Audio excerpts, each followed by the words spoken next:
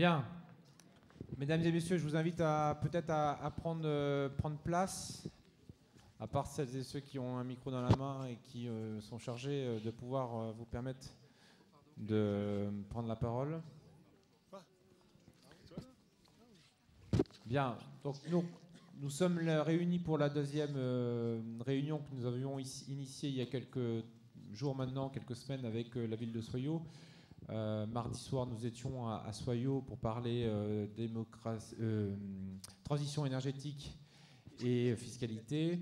Ce soir, nous sommes réunis ici donc, à l'espace Lunès pour parler organisation de l'État, des services publics, démocratie et citoyenneté. Donc, nous allons conserver le format qui a été le nôtre mardi soir. Jean-Louis Ney est à nouveau parmi nous et est un ancien journaliste et puis chef d'entreprise et a de multiples responsabilités associatives et sera chargé d'animer ce débat, de veiller à ce qu'on puisse quand même rester dans le cœur du sujet, même si, comme on l'a fait à Soyaux, on garde un temps peut-être plus libre pour aborder dans un troisième temps l'ensemble des questions ou des interrogations qui peuvent être les vôtres et qui seront bien évidemment versées au débat. Il y a, comme à mardi soir, il y a quelqu'un qui est chargé donc de faire une retranscription des échanges, des débats, des questions, des propositions qui seront ensuite reprises in extenso, qui seront versées là encore sur le logiciel ou en tout cas le registre qui a été mis en place par l'État. Je salue monsieur le référent départemental en charge de l'organisation des débats dans le cadre du grand débat national, monsieur Lagarde. Je salue monsieur le député Meignier. Je salue les élus de la ville d'Angoulême et les élus de la ville de Soyaux. D'ailleurs, les élus de la ville d'Angoulême et de Soyaux vont être chargés des micros comme je l'ai indiqué. Je souhaite bien évidemment excuser aussi monsieur le maire de Soyaux qui a dû partir un peu plus tôt pour une obligation qu'il avait ce soir et qui ne sera pas avec nous mais qui est largement représenté. Je voudrais rappeler également que l'intérêt de cette soirée et de cet échange, c'est que tout le monde puisse s'exprimer dans un total respect, dans une totale écoute. Et pour cela, ça nécessite bien évidemment quelques règles que vous rappellera Jean-Louis dans quelques instants pour que l'échange puisse être constructif et puisse se faire dans le respect des uns des autres. Voilà, je crois que c'est très important et c'est ce qui aussi, je pense, nous intéresse. Voilà. Merci à vous. Je vous propose de transmettre le micro et cette responsabilité à Jean-Louis. Et puis, on échangera tout au long de la soirée.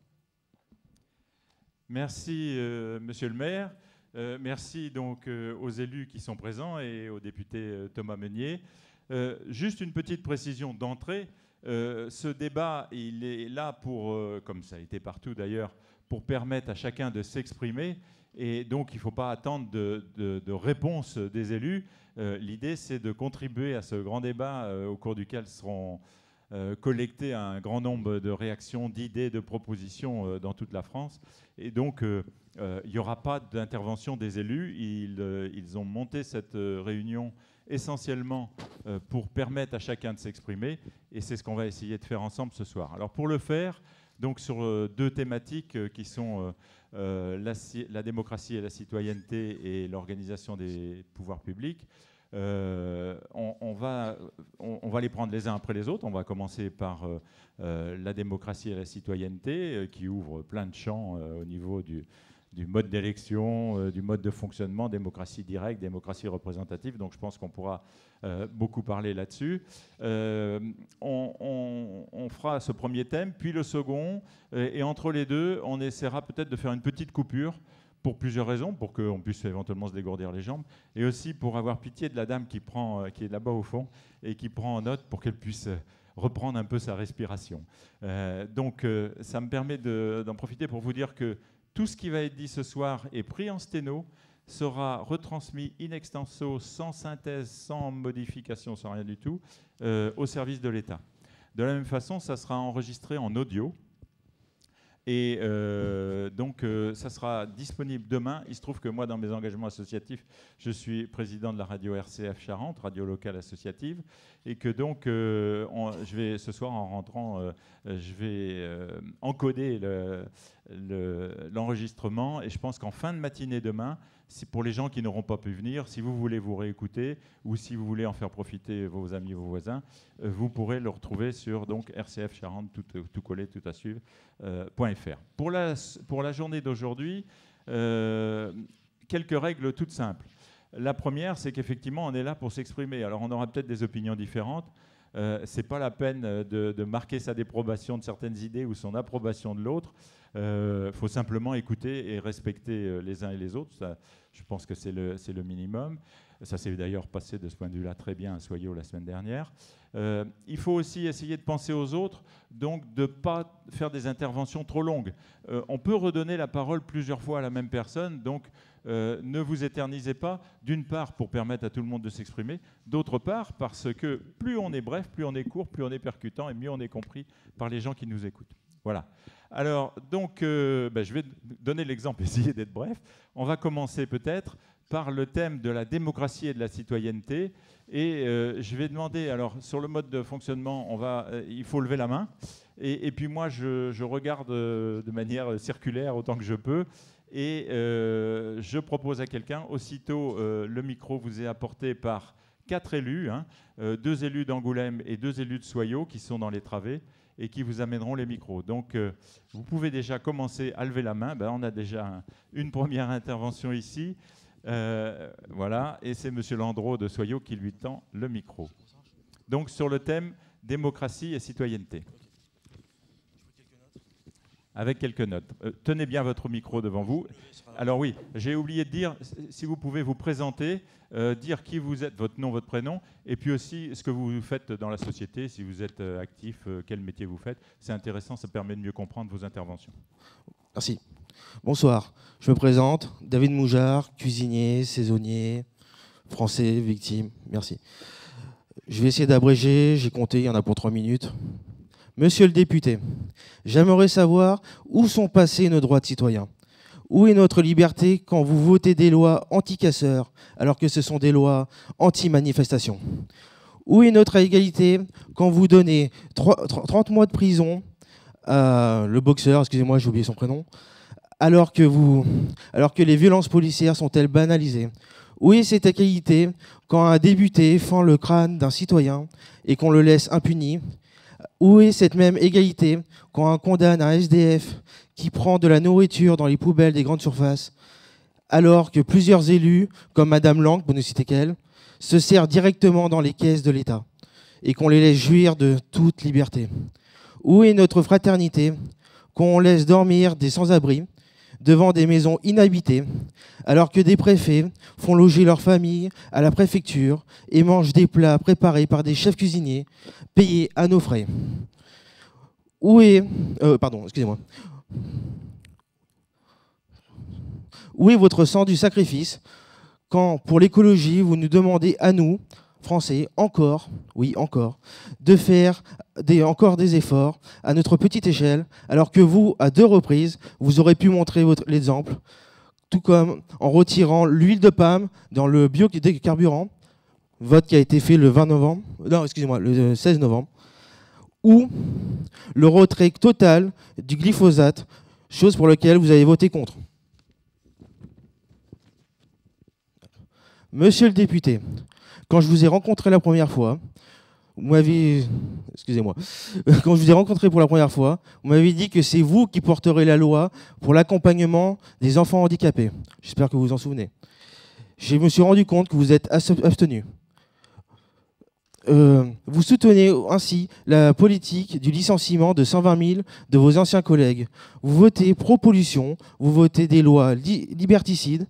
Vous avez été élu pour représenter le peuple et non pour l'enfoncer petit à petit.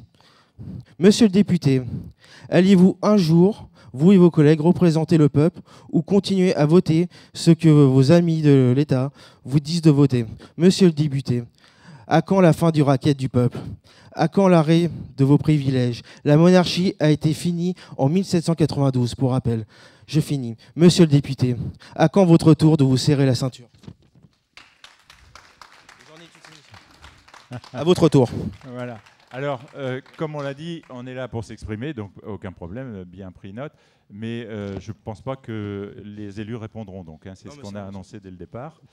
Est-ce que sur le thème de la citoyenneté et de la démocratie, il y a d'autres interventions? Une dame au fond là-bas, Pascal Monnier, donc, de la ville d'Angoulême, va vous passer le micro.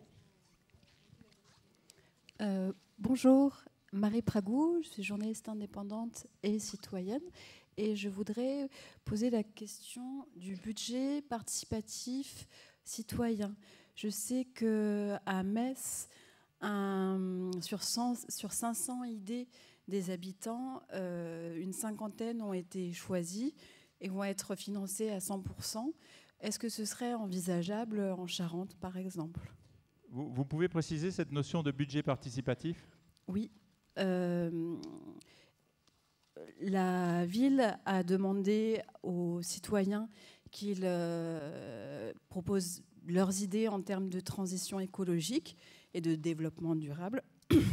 500 idées ont émergé et 50 de ces idées ont été choisies par la ville et financées entièrement.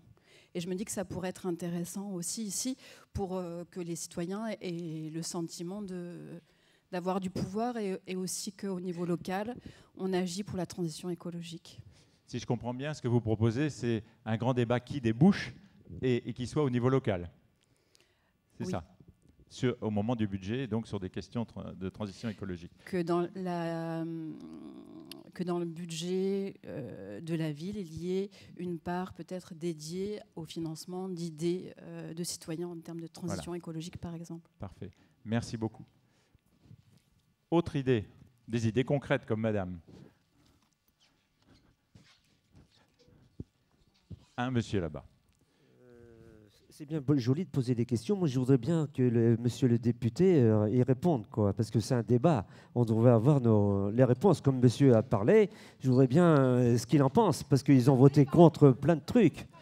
Alors, c'est pas la peine d'être là si on n'a pas de réponse. Hein. Oui, mais vous savez bien que le débat il dure jusqu'au 15 mars. Non, mais c'est vous qui répondez à la moi, je ne réponds pas. Je fais préciser une notion. Là, j'essaye de me faire expliquer pour comprendre et pour que tout le monde comprenne. Moi, je ne réponds pas. Je n'ai absolument pas de qualité pour répondre. Si on n'a pas de réponse, ce n'est pas la peine d'être là. Vous comprenez bien. Mais si, vous pouvez émettre vos idées. Non, c'est un débat qui permet de participer au cahier de doléances. Et monsieur le député est là, il doit répondre. C'est la moindre des choses. Il a annoncé d'entrée qu'il ne le ferait pas. Donc, bon, alors, c'est pas la peine d'être là, on va s'en aller alors. Je suis désolé. Il n'y a pas de dialogue. Comment il peut nous représenter s'il n'a pas de dialogue avec nous? Je pense qu'on est tous d'accord, c'est un dialogue. Oui, non mais... Il n'y a pas de dialogue, c'est pas un débat. Et on est peut-être qu'on a été vus comme des gueux et tout ça, mais non, on n'est pas illettrés. On sait ce que veut dire débat. Vous aviez fait la même remarque à Soyot, hein, vous vous souvenez? Oui, je comprends votre position. Oui, je comprends votre position, tout à fait. Mais l'idée du grand débat, c'est d'accumuler un certain nombre de propositions pour faire un tri ensuite. Donc, il paraît, moi, je ne veux pas défendre, si vous voulez, moi, je suis un citoyen comme vous et je n'ai aucun mandat électif, mais... Oui, tout à fait. Il y a des temps dans le débat pour la question et pour la réponse. Là, on est dans le temps de la question, c'est ça, c'est un peu... La réponse, c'est à partir du 15 mars, si j'ai bien compris. C'est en tout cas ce qu'on nous a expliqué.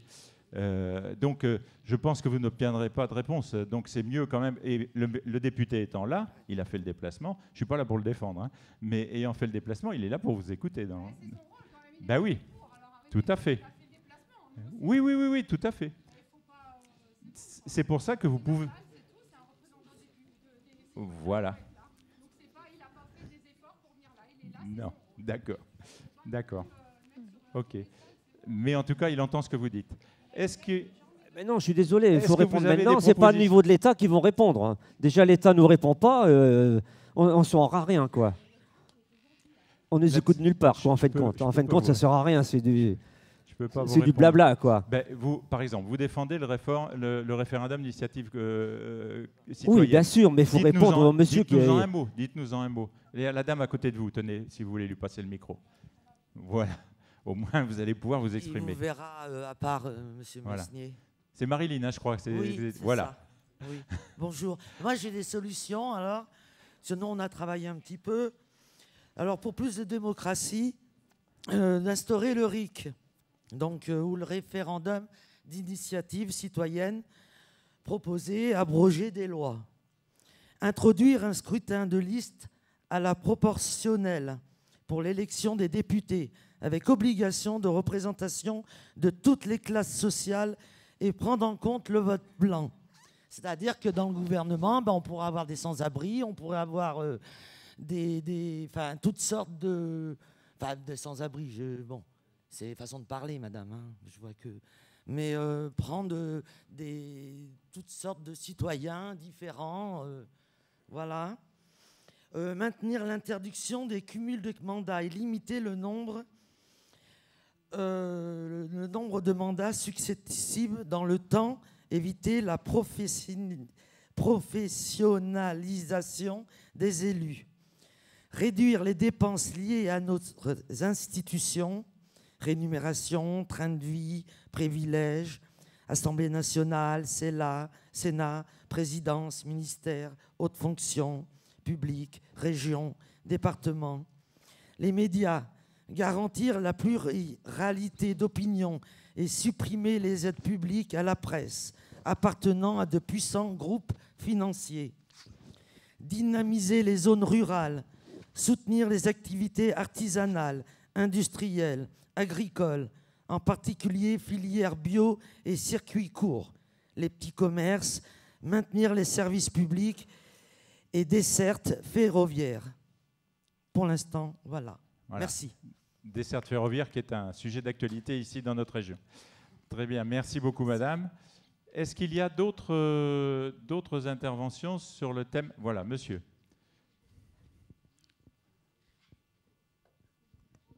Christian Lisois, retraité.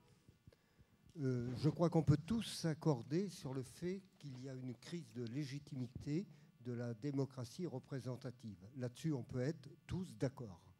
Ceci étant dit, je crois qu'il faut que cette crise, pour qu'elle puisse être bénéfique, nous permette de réfléchir à l'articulation entre la démocratie représentative et la démocratie participative.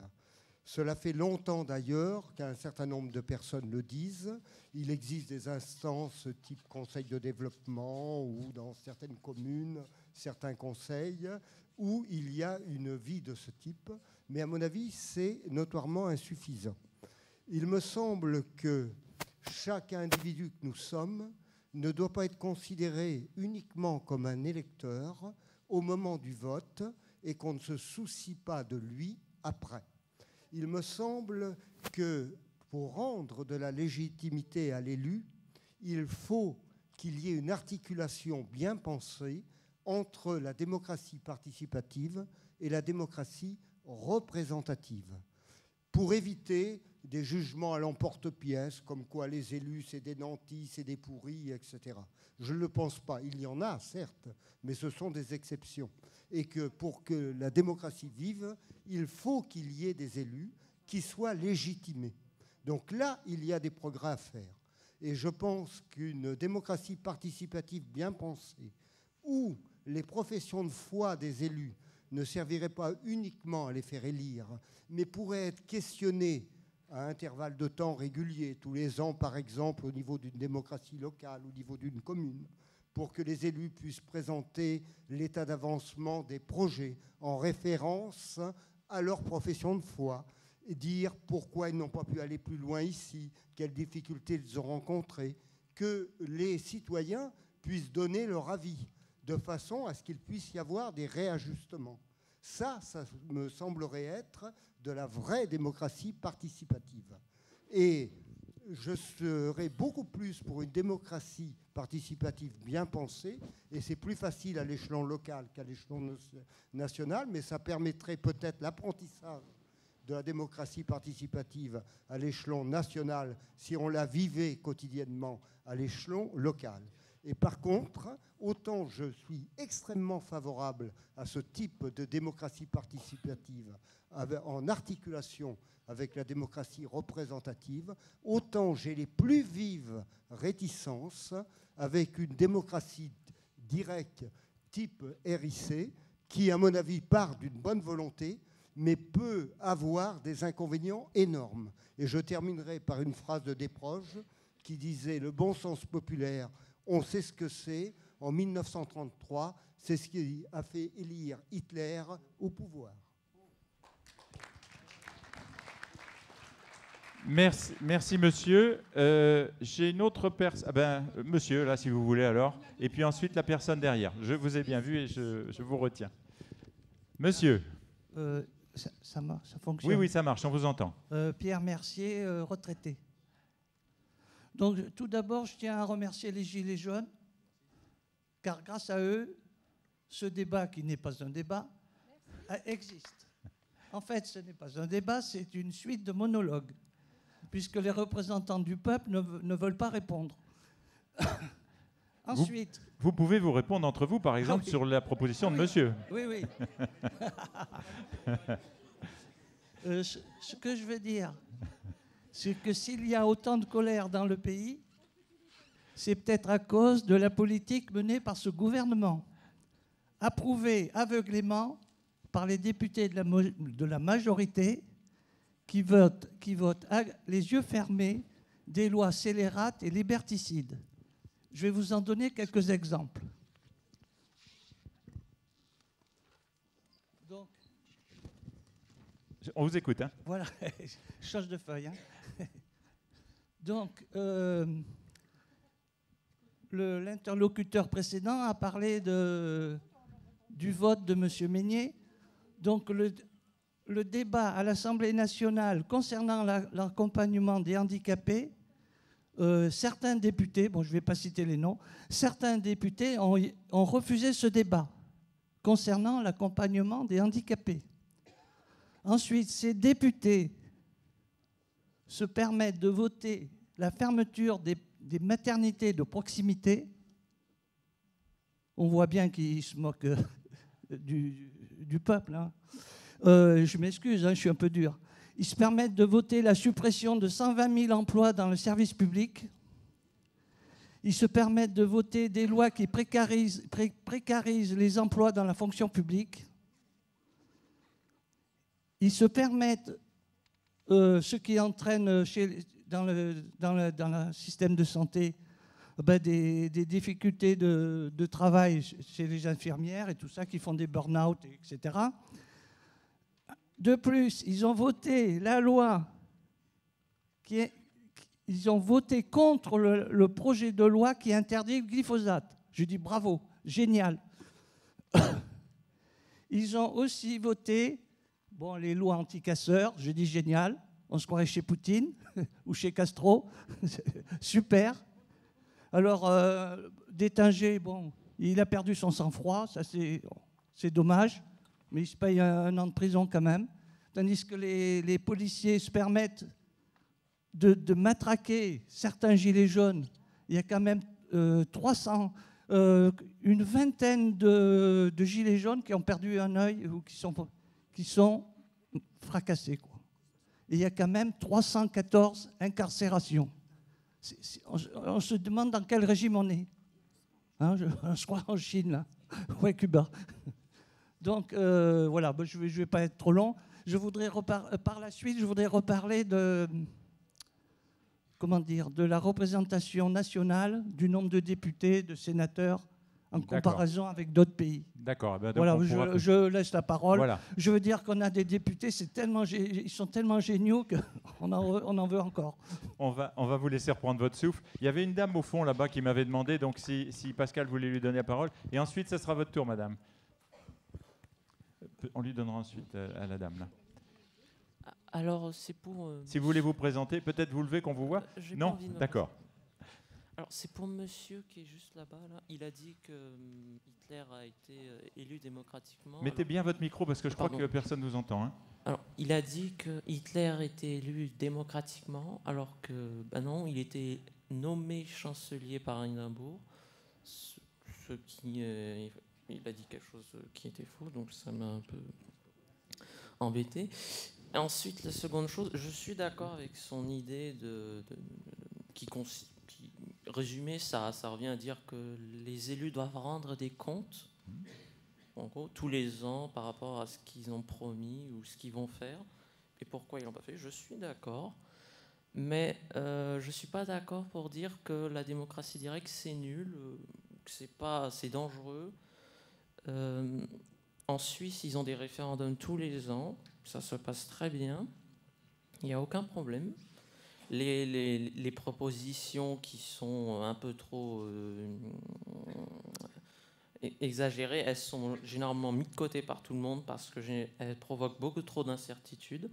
Donc je m'en fais vraiment pas là-dessus vis-à-vis de ça. Si on met le référendum d'initiative citoyenne demain, ce qui est voulu par une majorité de gens dans ce pays, peut-être pas pour les mêmes modalités, certains voudraient plus de référendum, d'autres un petit peu moins, mais pas trop. Mais qu'importe, la majorité des gens veulent le référendum d'initiative citoyenne, et je pense que c'est une bonne chose, c'est pas une mauvaise chose. Parce que je ne veux pas traduire ce que disait le monsieur, et en tout cas j'espère surtout pas trahir ce qu'il a dit.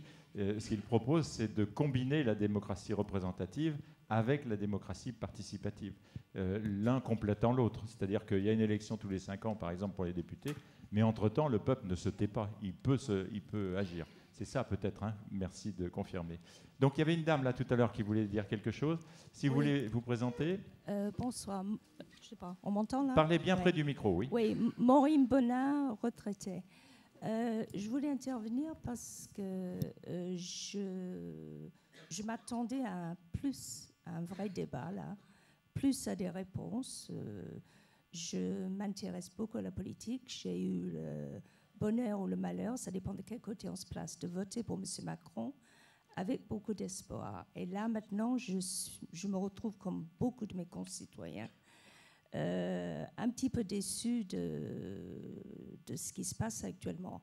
Et il se trouve, je voulais demander à M. Meignet d'intervenir sur tout ce qui se passe sur Facebook au niveau de ce que j'appelle les petits soldats de Macron. Parce que j'ai l'occasion d'aller sur Facebook tous les soirs, pour d'autres raisons, et je jette un petit coup d'œil. De temps en temps, je mets une remarque qui ressemble à la remarque de monsieur sur la façon de gérer les élus, on va dire, notamment en Scandinavie. Et je faisais référence à de procéder, et je me rends compte qu'à un moment donné, je vais dire ça avec l'humour britannique, j'espère, il y a les petits soldats de Macron qui arrivent en masse vers minuit, qui attaquent les vieilles dames, c'est moi. et franchement, c'est très gênant parce que je n'ai vraiment pas l'impression à ce moment-là d'être en démocratie. Parce que j'ai voté à droite, j'ai voté à gauche, je ne sais plus où je vais voter maintenant, mais vraiment, ça me gêne de ne pas avoir l'impression de pouvoir discuter, de donner mon avis d'une personne d'un certain âge qui a vécu de la politique, qui aime la politique et qui se retrouve un petit peu, comment dire, diminué, comme si je n'avais pas le moyen de réfléchir intellectuellement à la situation dans laquelle nous nous trouvons. Les Gilets jaunes nous ont peut-être rendu service, je n'en sais rien, sûrement que oui, mais j'aimerais au moins avoir l'impression d'être dans un débat. Je ne le suis pas actuellement. J'ai écouté M. Édouard Philippe hier soir. J'ai admiré, il en a pris plein la figure, mais vraiment plein la figure, mais il a répondu. Ça, j'ai apprécié. Voilà.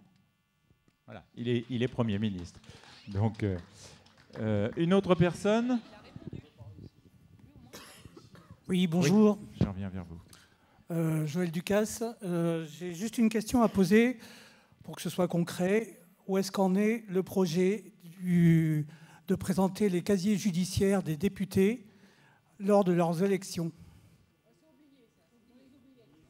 Je pense Donc que ça existe toujours. Il y a une enquête et une déclaration qui est faite sur leur patrimoine. Donc c'est du concret, c'est du concret. Oui, oui. Voilà. Moi, je demande que lorsque je vote pour un représentant, eh bien, il a un casier judiciaire vierge. Ah oui, c'est possible. Oui. Et non pas entaché de casseroles qui vont le suivre pendant toute sa vie. Voilà. Bon, il y a une peine qui est la peine d'éligibilité qui empêche effectivement les gens de se présenter. Oui. Et pour des condamnations mineures, oui. donc les gens peuvent quand même derrière avoir une vie malgré tout. Il y a le droit à l'oubli. C'est tout ce que je souhaite aux boxeurs notamment. Si on fait référence à M. Cahuzac,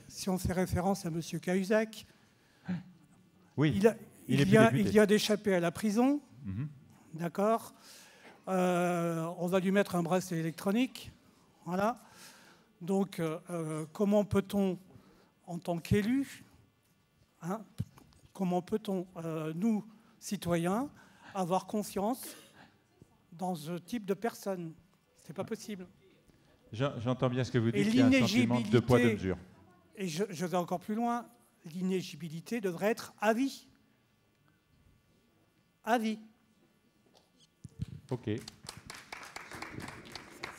Donc vous vouliez reprendre la parole, madame. Ben, peut-être cette dame n'a pas encore parlé, donc voilà. Mais après, ne vous inquiétez pas, je vous la donnerai la parole. Bonjour. Moi, je suis sensible au travail.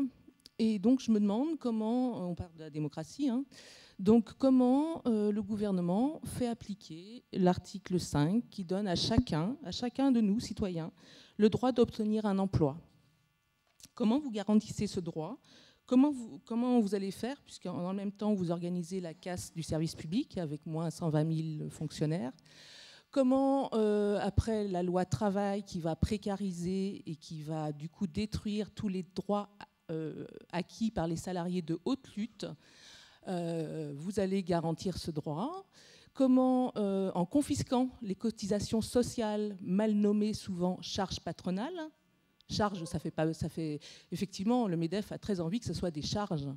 Pour nous, c'est des cotisations qui nous garantissent un revenu en cas de maladie, lorsque nous serons vieux, ou lorsque nous sommes privés d'emploi. Et notre État a prévu ça et prévoit de nous indemniser. Et on a vu en décembre, et vous avez voté en décembre, une loi qui, effectivement, casse le cou à ces fameux feignants que décrit si bien M. Macron, puisqu'il suffirait de traverser la rue pour trouver un emploi. Et donc ces feignants, aujourd'hui, ils vont, parce qu'ils ne seront pas allés au bon endroit, au bon moment, ils n'ont pas suspendu de leurs droits, mais supprimé de leurs droits. Ça veut dire qu'ils auront cotisé, et parce qu'ils n'ont pas fait les choses en bonne et due forme, ils seront... Alors ça, il faut regarder, moi, Daniel Blake, le dernier quai de Lodge, et on aura une idée de ce qui se passe en Angleterre et de ce que veut faire notre gouvernement, où effectivement, si le demandeur d'emploi, qui est privé d'emploi et qui n'est pas feignant, contrairement à ce qu'on voudrait bien croire, et du coup, s'il n'est pas connecté suffisamment de temps sur un site merveilleux qui va lui donner un boulot, effectivement, on lui supprimera ses allocations. Et donc, du coup, on va amener les gens, notamment par l'offre raisonnable d'emploi, à prendre des emplois même en dessous du salaire qu'il avait auparavant. Et donc, du coup, on va le contraindre à prendre des offres d'emploi sur des 20 heures, sur des choses au SMIC, etc., etc., etc. Ce qui ne manquera pas de détériorer, et là, les salariés feraient bien de s'inquiéter, parce que ça ne manquera pas de détériorer aussi les conditions de travail des salariés. Donc, du coup, effectivement, dans un État qui, je le souhaite, reste démocratique ou le redevienne, comment ce droit à l'emploi, alors je n'irai pas sur le droit au logement, je vais aller sur l'emploi, comment ce droit à l'emploi, on va enfin le faire vivre. Parce que là, aujourd'hui, tout se délite et nos droits et tout ce qu'on a pu... tout ce que mes parents ont pu acquérir est en train de partir avec la loi travail. Vous n'avez pas écouté quand les gens sont descendus dans la rue pour la loi travail. Vous n'avez pas écouté quand les gens sont descendus dans la rue pour les retraites, soi-disant à cause d'une dette, etc., etc. C'est pas vrai. De l'argent, il y en a. Arrêtez de faire croire aux gens qu'il n'y a pas d'argent. C'est pas vrai. Et donc, du coup, moi, débat, j'ai repris la conversation. Effectivement, c'est quand on échange et qu'on n'est pas d'accord. Et du coup, ça, ce que vous faites là, c'est vraiment pas démocratique.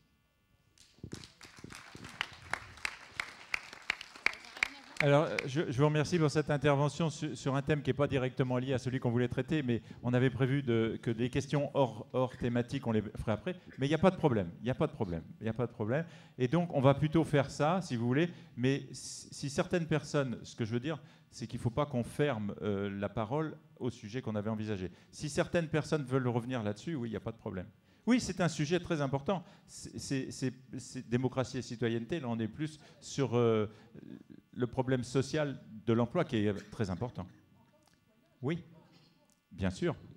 C'est ce que vous avez rappelé dans le début de votre propos. Bravo. D'accord, d'accord. Oui, oui. Non, mais simplement, je voulais ramener sur le sujet. Et effectivement, vu de ce point de vue-là, le droit à l'emploi fait partie des droits de l'homme. D'accord. Madame, vous aviez quelque chose à redire? C'était pour rebondir sur le monsieur... excusez-moi. Oui. Non. C'est une image, c'est pas au sens propre.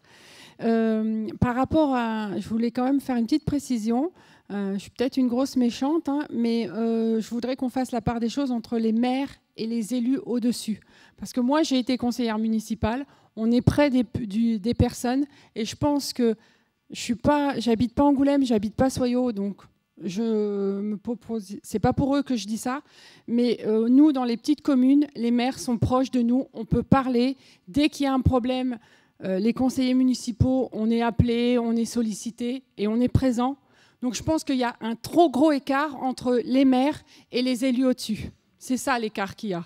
Parce que, voilà, monsieur les maires, je voulais juste soulever ceci. Voilà. Citoyenneté. Une autre intervention, madame. Bonsoir, je suis salariée. Donc je voudrais renchérir.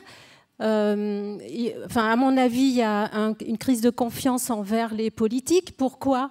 Parce que ce soir, vous avez mis le mot débat. Débat, ce n'est pas le terme approprié, c'est plutôt une consultation. On a l'impression que l'on est dans un question-réponse. Les questions sont posées par les citoyens, le peuple, et les réponses sont apportées par les politiques qui semblent détenir la seule vérité. Voilà comment je le ressens. Donc ça, c'est pas un débat, c'est une consultation, et puis bon, advienne que pourra de ce qu'on aura pu dire. Peut-être que c'est une stratégie pour faire en sorte que ces réunions soient des exutoires de la colère, puisqu'il y a de la colère maintenant. C'est peut-être une façon de faire retomber la colère et puis de continuer dans sa petite bulle, son train-train ronronnant. Pour moi, la démocratie, c'est entendre la voix du peuple. Il me semble que depuis 3 mois, le peuple essaie de s'exprimer par les moyens, les seuls moyens qu'il a aujourd'hui, c'est être dans la rue. Donc il y a quand même des révoltes, des expressions dans la rue depuis quelques années, depuis la loi travail et bien avant déjà. On n'entend pas la voix du peuple. Les gilets jaunes, c'est la goutte qui a fait déborder, qui a amené les gilets jaunes dans la rue, c'est la taxe carbone. Qu'est-ce qu'on entend aujourd'hui? On revient dessus. Comment voulez-vous qu'on fasse confiance aux élus? Voilà, donc moi je ne trouve pas que la démocratie soit vraiment prise en compte. Et vous avez des propositions concrètes pour faire changer les choses? Déjà, rapprocher, pour moi, ça serait... est-ce que les maires se sont rendus auprès des Gilets jaunes? Moi, j'ai entendu M. Nebout mardi. Ça semblait être vraiment sous la contrainte d'organiser ces réunions. Il a évoqué les bénéficiaires du RSA, vraiment ça coûte cher. Je ne pense pas que ce soit une vocation d'être bénéficiaire du RSA. Bon, ce n'est pas un plaisir d'avoir le RSA. Ça coûte un pognon de dingue, mais on peut prendre aussi l'argent que coûtent les grands élus politiques. C'est plus de 6 milliards d'euros quand même. Ce n'est pas une paille. Voilà, donc je pense qu'au niveau de la démocratie, c'est déjà entendre la voix du peuple qui s'exprime depuis plusieurs années dans la rue et faire... Enfin, voilà, quand on parle la taxe carbone, ce n'est pas approprié, il y a peut-être d'autres choses à réfléchir. On prend les citoyens, on écoute ce qu'ils ont à dire et on le prend en compte vraiment. C'est comme le droit au travail, la dame a tout à fait raison, ça fait partie du sujet. Oui, oui, tout à fait. Et on pourrait en prendre plein d'autres. Je bats ma culpe, donc pas de problème là-dessus. OK. Est-ce qu'il y a un monsieur devant là? Voilà. Il y avait une autre personne. Je vous prendrai tout à l'heure. Il y a le monsieur qui commence tout de suite. Hein. D'accord. Merci.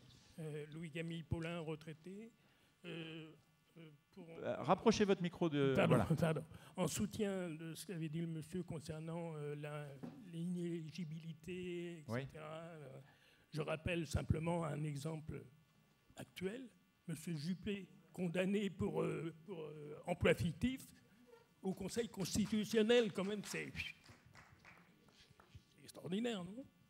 Merci. Madame. Je suis enseignante. Bonsoir. Quelques questions à vous poser par rapport... ça va être, parce que c'est un débat entre nous. Je ne sais pas ce que veut dire le peuple.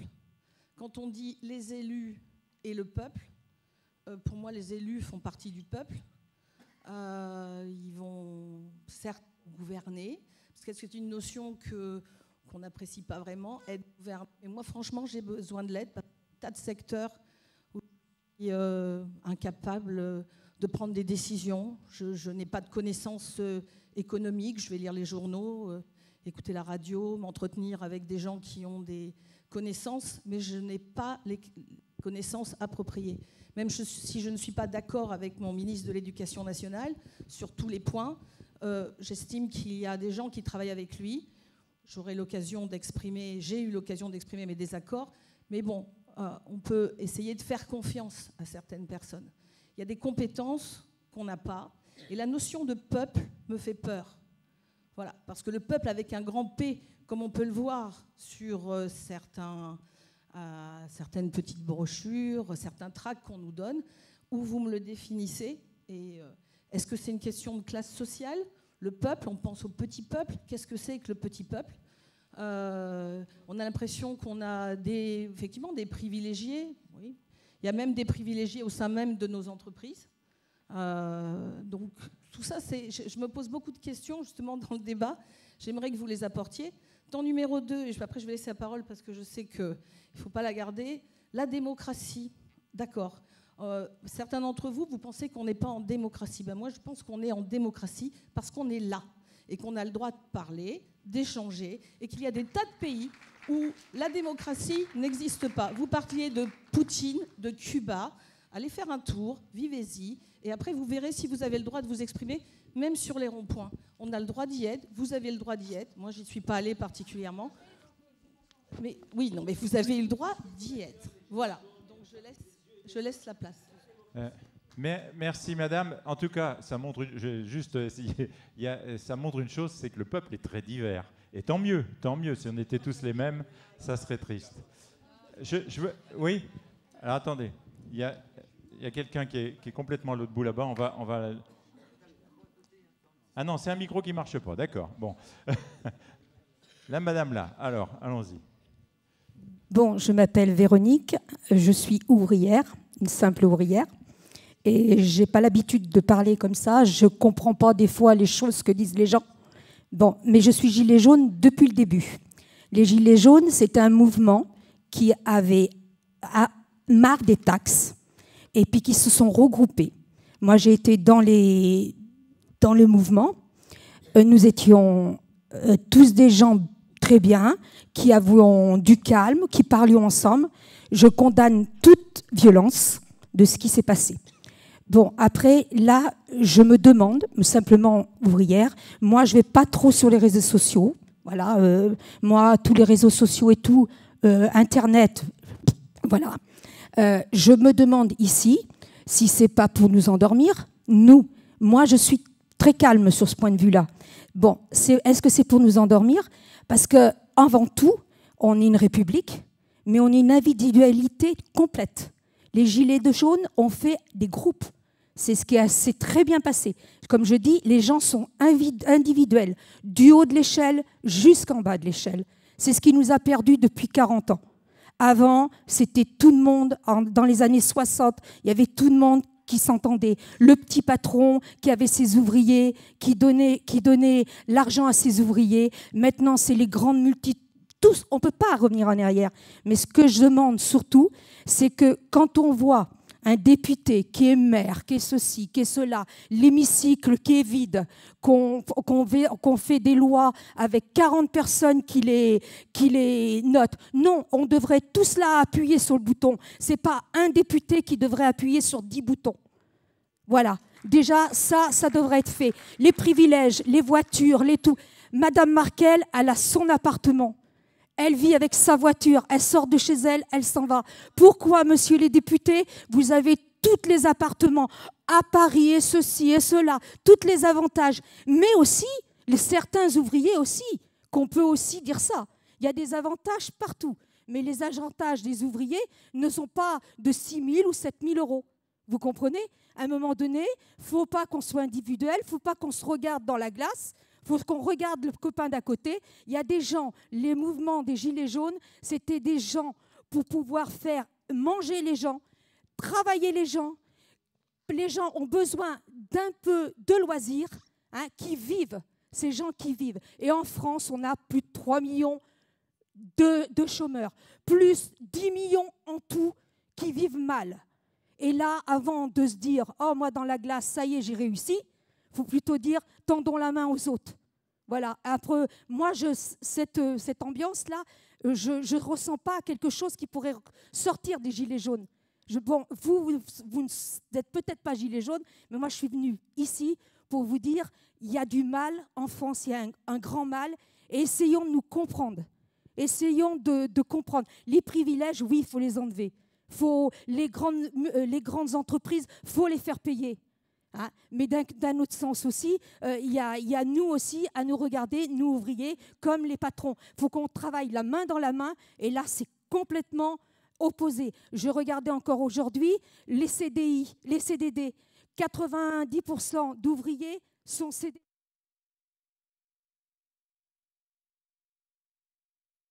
Casse cette loi. Ils ont besoin de cette CDD, ils ont besoin de manipuler les jeunes. Voilà, c'est ça. Moi, je sais, ma famille, je sais qu'il y en a dans ma famille et tout. On a besoin de manipuler. Si, il faut ouvrir les robinets des CDI, mais des CDI pas à 3 ans ou à 4 ans comme ils ont fait, des CDI complets. Après, vous avez aussi la rupture conventionnée qui fait du mal partout parce que les gens, on ne sait pas comment on part, qui c'est qui part bien et qui c'est qui part mal.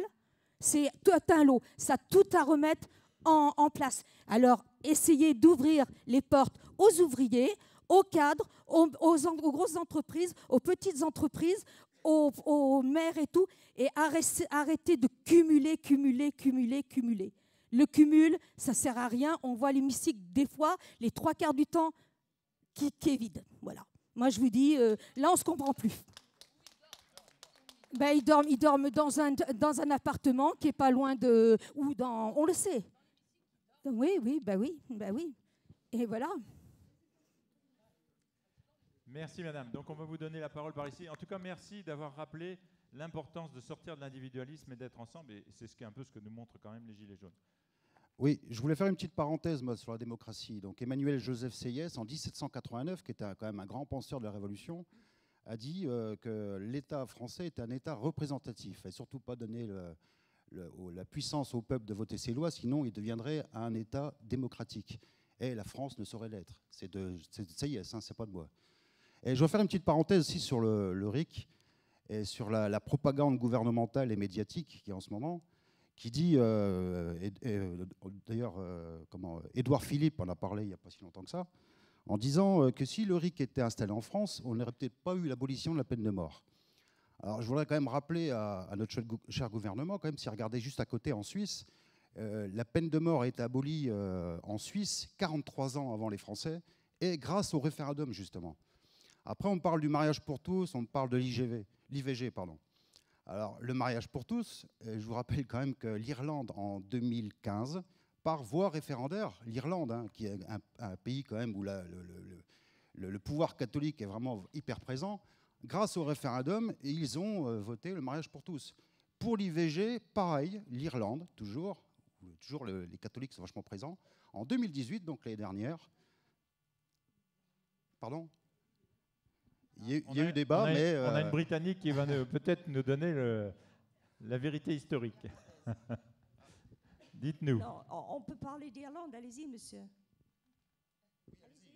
Je l'ai lu sur Libération ou je ne sais plus quel journal. Non, parce que franchement, moi je suis irlandaise de naissance, d'une famille irlandaise. Je peux vous dire que l'Irlande n'est pas un pays de grande liberté en ce qui concerne les femmes. Hein. Ni pour l'avortement, ni pour... Il y a plein de choses à redire là. Moi j'adore mon pays d'origine, mais là non, là vous... Je ne dis pas qu'ils sont super libres, hein. Je dis juste sur le mariage pour tous et sur l'IVG, c'est tout. Écoutez, l'Église catholique l'a même mise sur le peuple. Ça a duré jusqu'à très récemment, j'y étais il n'y a pas longtemps. Hein. Est-ce qu'ils ont voté, est-ce qu'ils ont fait un référendum sur l'IVG? Oui, ils ont fait un référendum sur l'IVG, mais avec quel retard par rapport à la France? Oui, d'accord, mais c'est pas ça que je voulais dire. Je voulais dire que quand même, vu l'état quand même de l'Irlande, où la présence de l'Église, je dis avec le référendum, je veux dire, ils ont quand même passé l'IVG. C'est ça que je voulais dire. Ils ont mis le temps pour y arriver. Quand même. Ils ont mis peut-être le temps, mais nous, on est très très loin. Nous, regardez, en 2019, on n'y est même pas. Oui, mais si vous voulez, on peut faire les référendums en France sur des choses bien plus importantes. Je suis d'accord. Mais là, on ne peut pas donner... je suis pour le référendum, mais vous ne pouvez pas donner le référendum irlandais comme exemple de liberté absolue. Par rapport... Non, ce que je voulais dire, c'est que par rapport à la France, ils sont peut-être très en retard, mais nous, on est encore plus en retard parce que, regardez, on n'y est même pas. C'est ça que je voulais dire. Non, puis si j'ai bien compris ce que vous vouliez dire, c'est que le référendum a permis quand même d'adapter. A permis des choses énormes, et même en Irlande, qui est un pays quand même assez fermé, et nous, on n'y est même pas dedans. Donc, si, comme dit madame, c'est en retard, et que peut-être la condition de la femme n'est pas au top du top en Irlande. OK. Alors, est-ce qu'il y a d'autres interventions? Parce que, vous voyez, ces dispositions de salle, on ne voit pas toujours dans le dos. Allez-y. Oh oui, il ne faut pas que je dise ça. Alors, c'était pour répondre à la dame de l'éducation. Vous dites qu'ils font des bonnes lois, que vous êtes pour eux, mais moi, mon fils passe en première l'année prochaine et il va faire des maths s'il choisit une option. Pour moi, maths, ça ne doit pas être une option. Donc, je ne trouve pas qu'ils aient des bonnes idées quand même. Voilà, c'était juste pour dire ça. La dame tout à l'heure a dit que... Oui.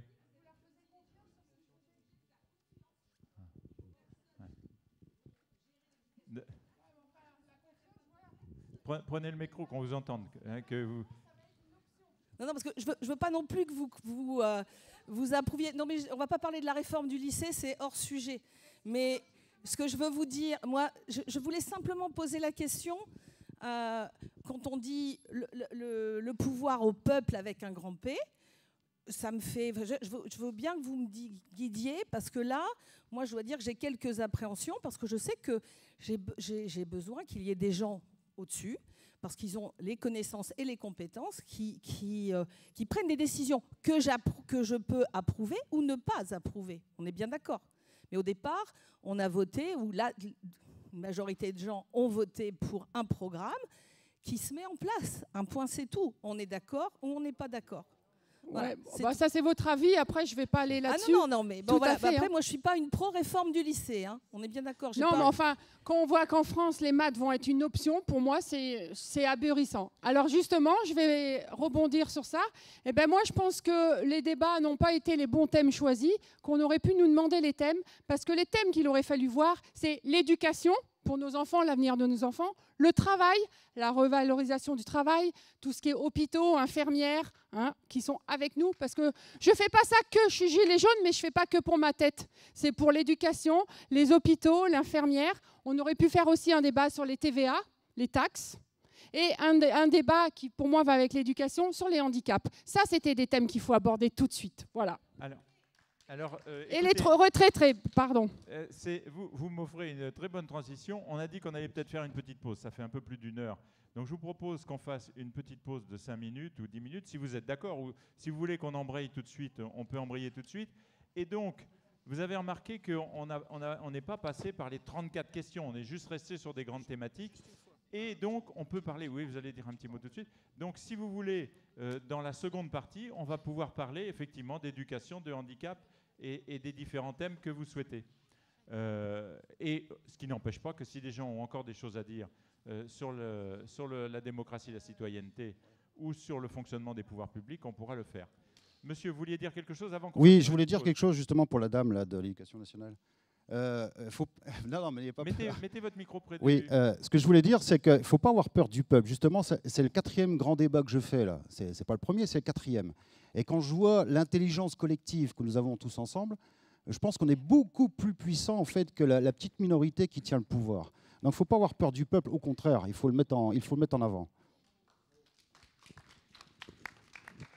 Tout le monde est d'accord pour une petite pause ou est-ce que je fais voter?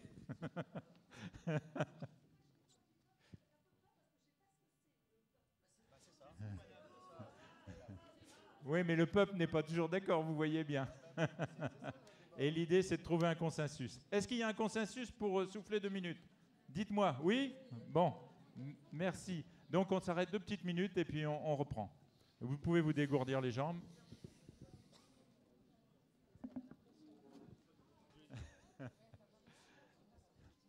Donc, j'espère que tout le monde s'est bien dégourdi les jambes. Il est très exactement, je regarde l'heure, 19h30. On va essayer d'épuiser toutes les questions, mais on peut se fixer comme objectif de faire encore 3/4 d'heure, 1 heure, maximum. Mais s'il faut, on fera plus, il n'y a pas de souci. Donc, sur le deuxième thème, qui était donc l'organisation de l'État et des services publics, est-ce que des gens ont des choses à dire? Est-ce qu'il y a des gens qui ont préparé des interventions ou qui voudraient dire quelque chose? Ou sur tout autre sujet, comme le handicap, la santé, l'éducation, dont parlait madame derrière moi tout à l'heure. Alors, j'ai monsieur là qui va redémarrer le débat. Oui, ça serait pour rebondir sur les derniers échanges. On a parlé d'une minorité de nantis, d'élus qui s'en mettaient plein les poches, etc., etc. Qui les a élus, ces gens-là? S'il y avait moins d'abstention aux élections, s'il y avait une mobilisation plus importante de l'ensemble, alors on peut appeler peuple, moi je préfère dire des citoyens. La démocratie représentative serait peut-être davantage représentative. Donc nous sommes tous responsables des gens que nous avons élus, que nous ayons voté ou non pour eux. Par contre, ils ne sont pas élus à vie. Donc rien n'empêche, s'ils ne nous satisfont pas aux prochaines élections, de voter pour d'autres personnes. Mais je pense que globalement, les élus ne sont pas des nantis. C'est indispensable dans une démocratie d'avoir des élus, d'avoir une démocratie représentative bien pensée, et qu'il y a beaucoup de progrès à faire pour qu'elle soit véritablement représentative.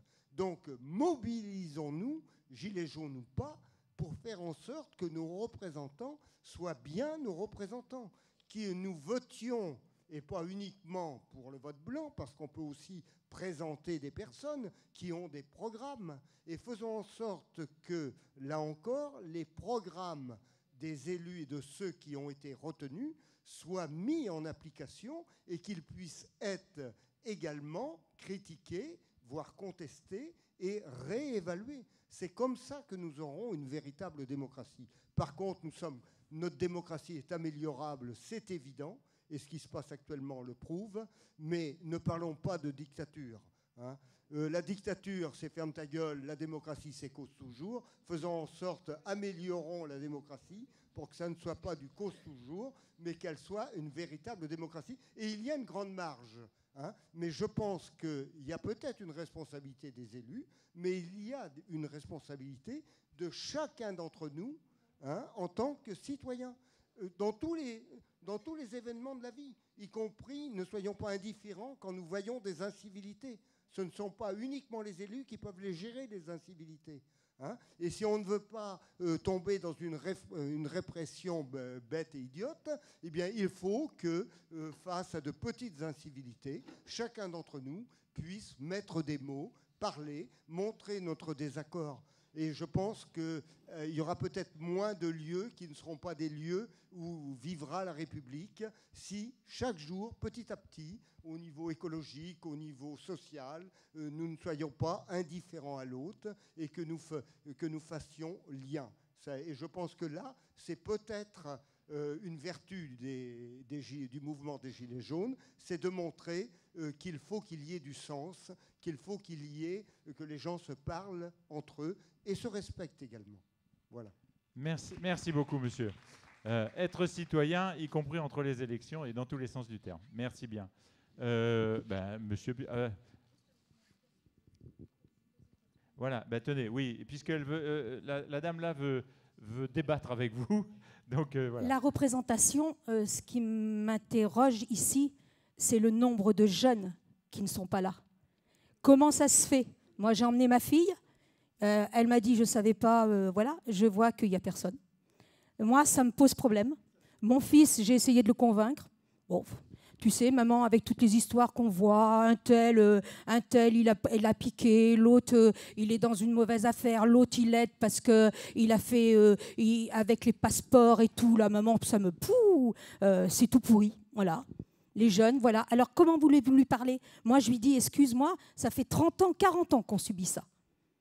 Hein? Du temps de Giscard d'Estaing, du temps de François Mitterrand, du temps de Jacques Chirac, du temps de Sarkozy et du temps de Hollande. Et là, on continue. Parce qu'on devait avoir un gouvernement propre. Hein? Moi, personnellement, j'ai voté pour M. Macron parce que je ne voulais pas voter pour l'autre parti. Parce qu'avant, je n'avais pas voté pour ça. Mais je disais, bon, peut-être, il est jeune, mais il n'emmène pas les jeunes avec lui. Je suis désolée. Moi, je croyais qu'il allait faire revivre la France. Alors, toutes ces choses de dire, oui, il faut convaincre, il faut d'abord convaincre nos jeunes de moins de 30 ans de participer. Parce que nous, on est là, les anciens sont là. On a un petit peu remis en avant les retraités avec toutes ces gilets jaunes, et j'en suis contente. Parce que bon, il y en a qui dormaient un petit peu, ça a permis de les faire parler. Mais pour moi, c'est les jeunes. C'est les jeunes qui feront que notre vie, plus tard, va s'améliorer. Et ça, il faut aller les chercher. Il faut leur faire voir qu'on est présent et qu'on a un gouvernement propre, avec que tout le monde soit propre. On est tous les 4 matins à entendre parler d'injustice, de tout ça. C'est pas bon. C'est pas bon. Alors moi, je veux bien ce que vous dites, mais il faut commencer par quelque chose. Il faut faire une table sur ça. Et voilà. Merci. Donc les jeunes, ça repose le problème d'éducation. Il y a un monsieur qui n'a pas encore parlé là-bas, donc je vais peut-être lui donner la parole en priorité.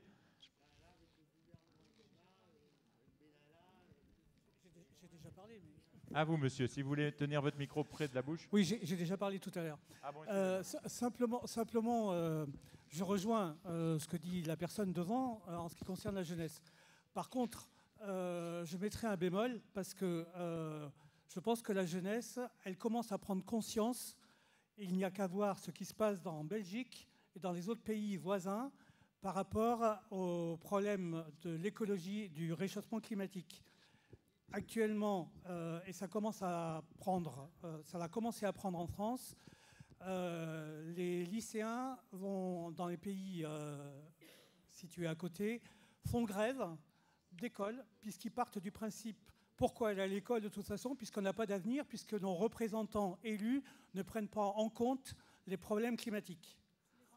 Donc tous les vendredis, en Belgique, donc à l'heure actuelle, ça veut dire qu'il y a quand même une prise de conscience de la jeunesse, même si effectivement, en France pour l'instant, c'est pas encore tout à fait ça. Mais je rappelle quand même qu'il y a... Je pense que c'est pas mal la jeunesse qui a signé. Il y a quand même 2 millions et quelques de citoyens qui ont signé pour l'affaire du siècle.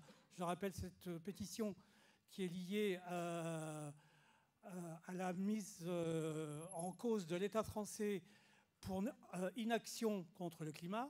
Donc il y a 2 millions, ça a dépassé les 2 millions de signatures. Donc il n'y a pas que des retraités ou des gilets jaunes, hein, il y a pas mal de jeunes. Que également, il y a quand même, pour les marches pour le climat, il y a quand même pas mal de monde et également de la jeunesse. Donc je crois qu'il faut quand même avoir bon espoir par rapport à ça, même si effectivement, et là je vais rebondir sur ce que dit la dame tout à l'heure, c'est-à-dire que c'est effectivement lié à un problème d'éducation. Voilà. Merci monsieur. Alors, il y a une dame aussi à côté de vous qui n'a pas encore parlé, donc on va lui donner la parole. Non, effectivement, je n'ai jamais pris la parole. J'écoutais. Et quand on parle d'éducation, je m'aperçois qu'on a toujours tendance à faire porter la faute sur les enseignants, où il faut absolument apprendre le système des valeurs, l'éducation civique, l'instruction civique, beaucoup de choses. Maintenant, j'étais enseignante. Les enseignants, ils font ce qu'ils peuvent. Et je crois qu'ils font un travail remarquable.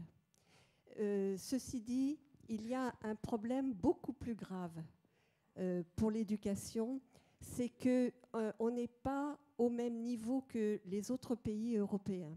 À savoir que les journées scolaires en France sont beaucoup trop longues. Il est absurde de faire entrer tout un programme en 4 jours de classe et d'avoir des vacances aussi longues. Le vrai problème de l'éducation nationale, ce serait d'avoir des classes allégées avec un seul enseignant, mais beaucoup plus longtemps, avec des classes plus courtes, pour que les enfants se sentent dans un climat de sécurité et d'échange permanent, je dis bien d'échange permanent, où toutes les valeurs du système éducatif et de toute la société passeraient par cet enseignant qui n'aurait que pas plus de 18 enfants dans sa classe, pas plus. Parce qu'au-delà de 20, 25, 30, comme on peut le savoir, c'est impossible. Ça devient de la garderie et ne suivent que ceux qui peuvent suivre. L'enseignant ne fait travailler que ceux qui sont moyens, ceux qui sont au-dessus du panier, on va dire. Hein. C'est un terme peut-être pas joli, mais ceux qui ont la chance d'avoir un milieu socio-culturel un peu plus favorisé vont s'en sortir, eux.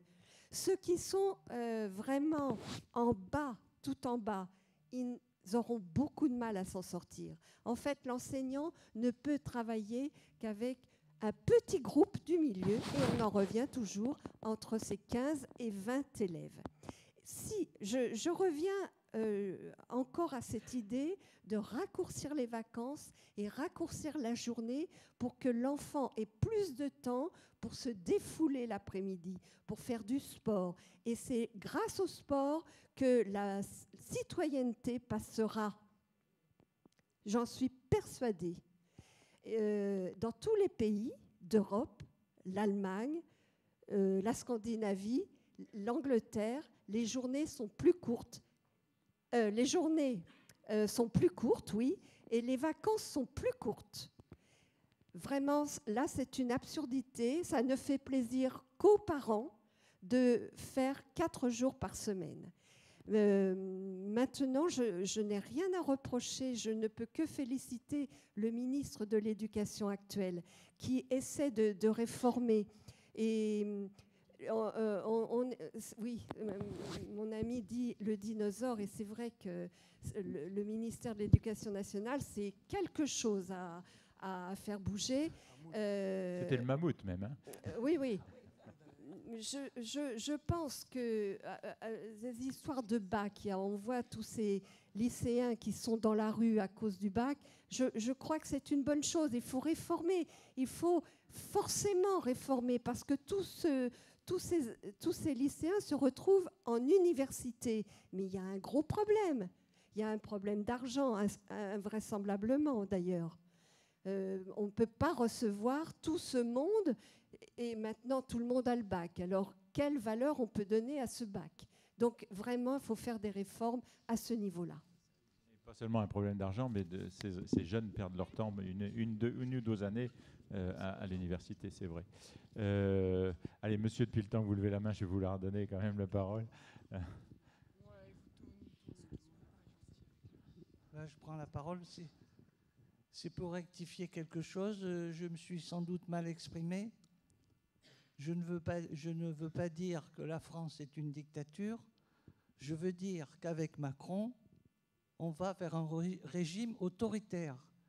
Il peut se permettre de proposer des lois. Il sait très bien que sa majorité, qui vote tous les yeux fermés, va voter. Donc, on va vers un régime autoritaire. Un point, c'est tout. Je connais ce qui se passe à Cuba, je connais ce qui se passe en Turquie. On n'en est pas là, heureusement. Donc, ce que je voulais dire, là, c'était une parenthèse, ce que je voudrais dire, c'est que la Ve République est à bout de souffle.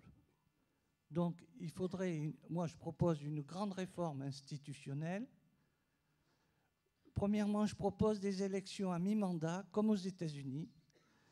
Ça permettrait au peuple de dire son opinion et si les députés ils ne sont pas contents de leur boulot et on ne vote plus pour eux, voilà, ça permettrait de rectifier les choses comme aux États-Unis. Deuxièmement, je demande à ce qu'on comptabilise les votes blancs et les votes nuls. Et je prends l'exemple de Macron, qui a été élu avec 40% des voix, avec 60% d'abstention. C'est pour ça qu'il ne représente pas du tout le peuple, et ce qui explique le mouvement des Gilets jaunes. Il se croit permis de faire n'importe quoi, je m'excuse. Hein. Le résultat, le peuple ne peut répondre que par des mouvements plus ou moins violents dans la rue. Là, je suis désolé, ils n'ont qu'une seule réponse. Ensuite, je demande aussi à ce qu'il y ait moins de députés et de sénateurs. Il y en a beaucoup trop en France. On va comparer avec les États-Unis. Les États-Unis ont 5 fois plus d'habitants et 2 fois moins d'élus. J'ai les chiffres là, je peux vous les dire si vous voulez. Alors c'est un pays fédéral où dans chaque État, il y a aussi des élus hein, quand même. Hein. Oui, non mais quand même, il y a ici en France 577 députés, on a un exemple ici, 348 sénateurs, 925 élus, même en Allemagne, il y en a moins. C'est pas de la démocratie, ça? Je vais vous donner la parole tout à l'heure. Oui, vous aurez la parole. Oui, oui. Moi, je dis ça fait partie des institutions. Je dis que la Ve République est à bout de souffle, qu'il y a beaucoup de réformes à faire et que les élections ne représentent pas la voix du peuple, c'est tout. Et alors, je voudrais dire aussi le train de vie des élus, en particulier des sénateurs. Mon camarade dit que ce n'est pas des nantis. Eh ben, je parle des sénateurs. Vraiment, ce sont des nantis. Ouais. Si vous voulez, vous verrez les renseignements. Mais par exemple, ils ont une garantie obsèque de 36 000 €. On ne va pas leur souhaiter de mourir. Voilà. Non, mais je prends un exemple. Hein. Et donc, s'il y a un reliquat, le reliquat est versé au conjoint ou au successeur. Voilà, ils ont une retraite largement confortable, quoi, extrêmement confortable. Donc là, on pourrait approfondir le sujet, mais il y aurait beaucoup de choses à dire. Voilà, je passe la parole. Voilà, le monsieur voulait vous répondre là, ici. Ensuite, j'ai bien pris note, hein. Je reviens. Didier Wolf. Oui, je voulais dire au monsieur, là, concernant le pourcentage d'absentéisme, la responsabilité, elle n'est pas du côté des élus, elle est du côté du citoyen. Moi, je suis pour que dans la loi, on fasse une obligation du droit de vote, que chacun puisse s'exprimer. Parce que parmi tous ces gens qui contestent, il y en a combien qui sont allés voter? J'ai toujours voté, monsieur. Non, mais c'est pas vous, madame. Ramenez pas tout à votre cap. Hein, je parle en général. Donc l'absentéisme, c'est déjà les citoyens qui sont les premiers responsables. Ils ont cette opportunité. Pourquoi ne la saisissent-ils pas? Peut-être, on va espérer que le mouvement actuel va donner le goût de la démocratie et du débat et donc les gens voteront plus. Oui, mais ça changerait la face certain. des élections, complètement. Et les partis minoritaires et contestataires ne montraient pas comme c'est. Hein. Ok, merci pour ce témoignage. Alors donc, madame, vous vouliez dire quelque chose? Oui, c'était pour rebondir sur l'éducation. Madame dit que c'est un bon ministre pour elle, de l'éducation. Moi, quand je vois qu'on va réduire les classes labo d'anglais, donc les élèves ne seront plus en demi-groupe pour travailler en labo. Pareil, en sciences physiques, or, toute classe de plus de 20 n'a pas le droit de faire les travaux pratiques. Donc là, ils seront à 35, donc plus de travaux pratiques. À part ça, vous trouvez qu'on a un bon... excusez-moi, mais moi, je pense que non. Et pareil pour les maths. Mon fils, il est en sciences et ça sera une option en maths l'année prochaine.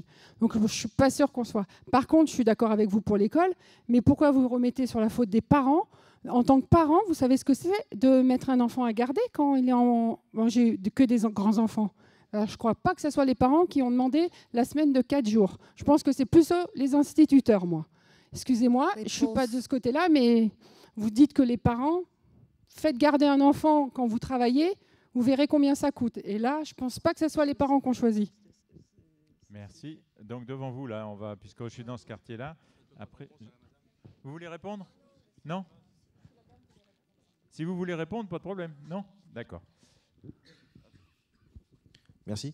Oui, je voulais répondre parce que finalement, c'est vrai, je suis un peu le seul jeune. Non, je vois qu'il y a une jeune fille là-bas, mais je fais partie des rares jeunes qui participent. Il y a une très jeune ici. Excusez-moi. Hein? Désolé. Mais voilà, c'est vrai. C'est vrai que moi-même, je suis déçu qu'il n'y ait pas de jeunes dans les débats. Mais en même temps, je ne suis pas vraiment étonné. J'ai 24 ans. J'ai quitté le lycée il y a 6 ans. Déjà, quand j'étais au lycée, on avait des cours. En général, c'était le cours de français, qui servait de débat sur l'actualité.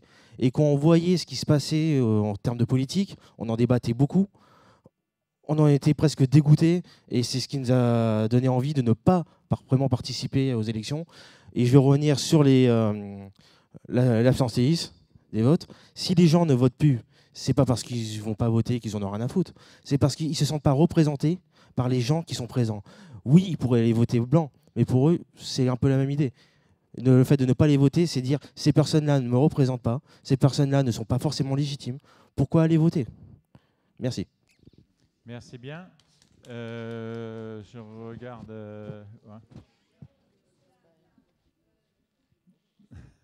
Ouais. Oui, attendez le micro, s'il vous plaît. Alors, vous dites qu'il y a... c'est les parents, la faute des parents. Mais les vacances, ce n'est pas les parents, c'est les lobbyistes. C'est ceux qui veulent qu'on aille à la neige, à la mer. Alors, on ne peut pas dire que les parents. On sait que tous ces lobbyistes... Moi, je suis une simple ouvrière, hein, mais je sais que derrière chaque député, il y en a un paquet. Hein, et tout ça, il faudrait au moins que ça soit clair et net. On fait des vacances éparpillées pour qu'on aille à la neige et que les stations marchent bien. Au printemps, c'est pour qu'on aille sur le bord de mer. Mais les parents, voilà, c'est pas de leur faute aussi. Hein. Il y a aussi les écoles, c'est l'État qui fait les vacances et c'est eux qui les demandent. Madame, vous avez suscité le débat. En tout cas, bravo. Merci bien. Vous vouliez redire quelque chose, monsieur? Hop, le micro n'est pas loin. Oui, je souscris tout à fait à l'intervention du monsieur là à côté. Justifier l'absentéisme hein, ou l'abstentionnisme, pardon, mais c'est pareil en l'occurrence, hein, me semble difficile quand il y a... combien y avait-il de candidats aux dernières élections présidentielles? On ne sait même plus. Ouais. Mais enfin, 12, 15 Une grosse douzaine, oui. Hein, une bonne douzaine. Hein, hein. Donc, il y avait quand même un certain nombre de choix. Et qui empêchait un groupe de pouvoir constituer une 14e, une 15e ou une 16e liste? Hein, fallait quand même les parrainages, hein, c'est pas simple. Oui, mais il faut que les groupes soient représentatifs. Oui, oui. Voilà. Donc, faisons en sorte que les différentes opinions, il y ait mobilisation. Si on croit à une cause, on se mobilise, on prend ses responsabilités, on désigne des représentants et on se bat avec les autres pour avoir des sièges aux différentes instances, à quelque niveau que ce soit, au niveau syndical, au niveau communal et au niveau de l'État. Alors je crois qu'il ne faut pas non plus être uniquement dans la plainte et il faut que chacun puisse se mobiliser et se responsabiliser. Donc, chaque citoyen a des droits, mais chaque citoyen a des devoirs également.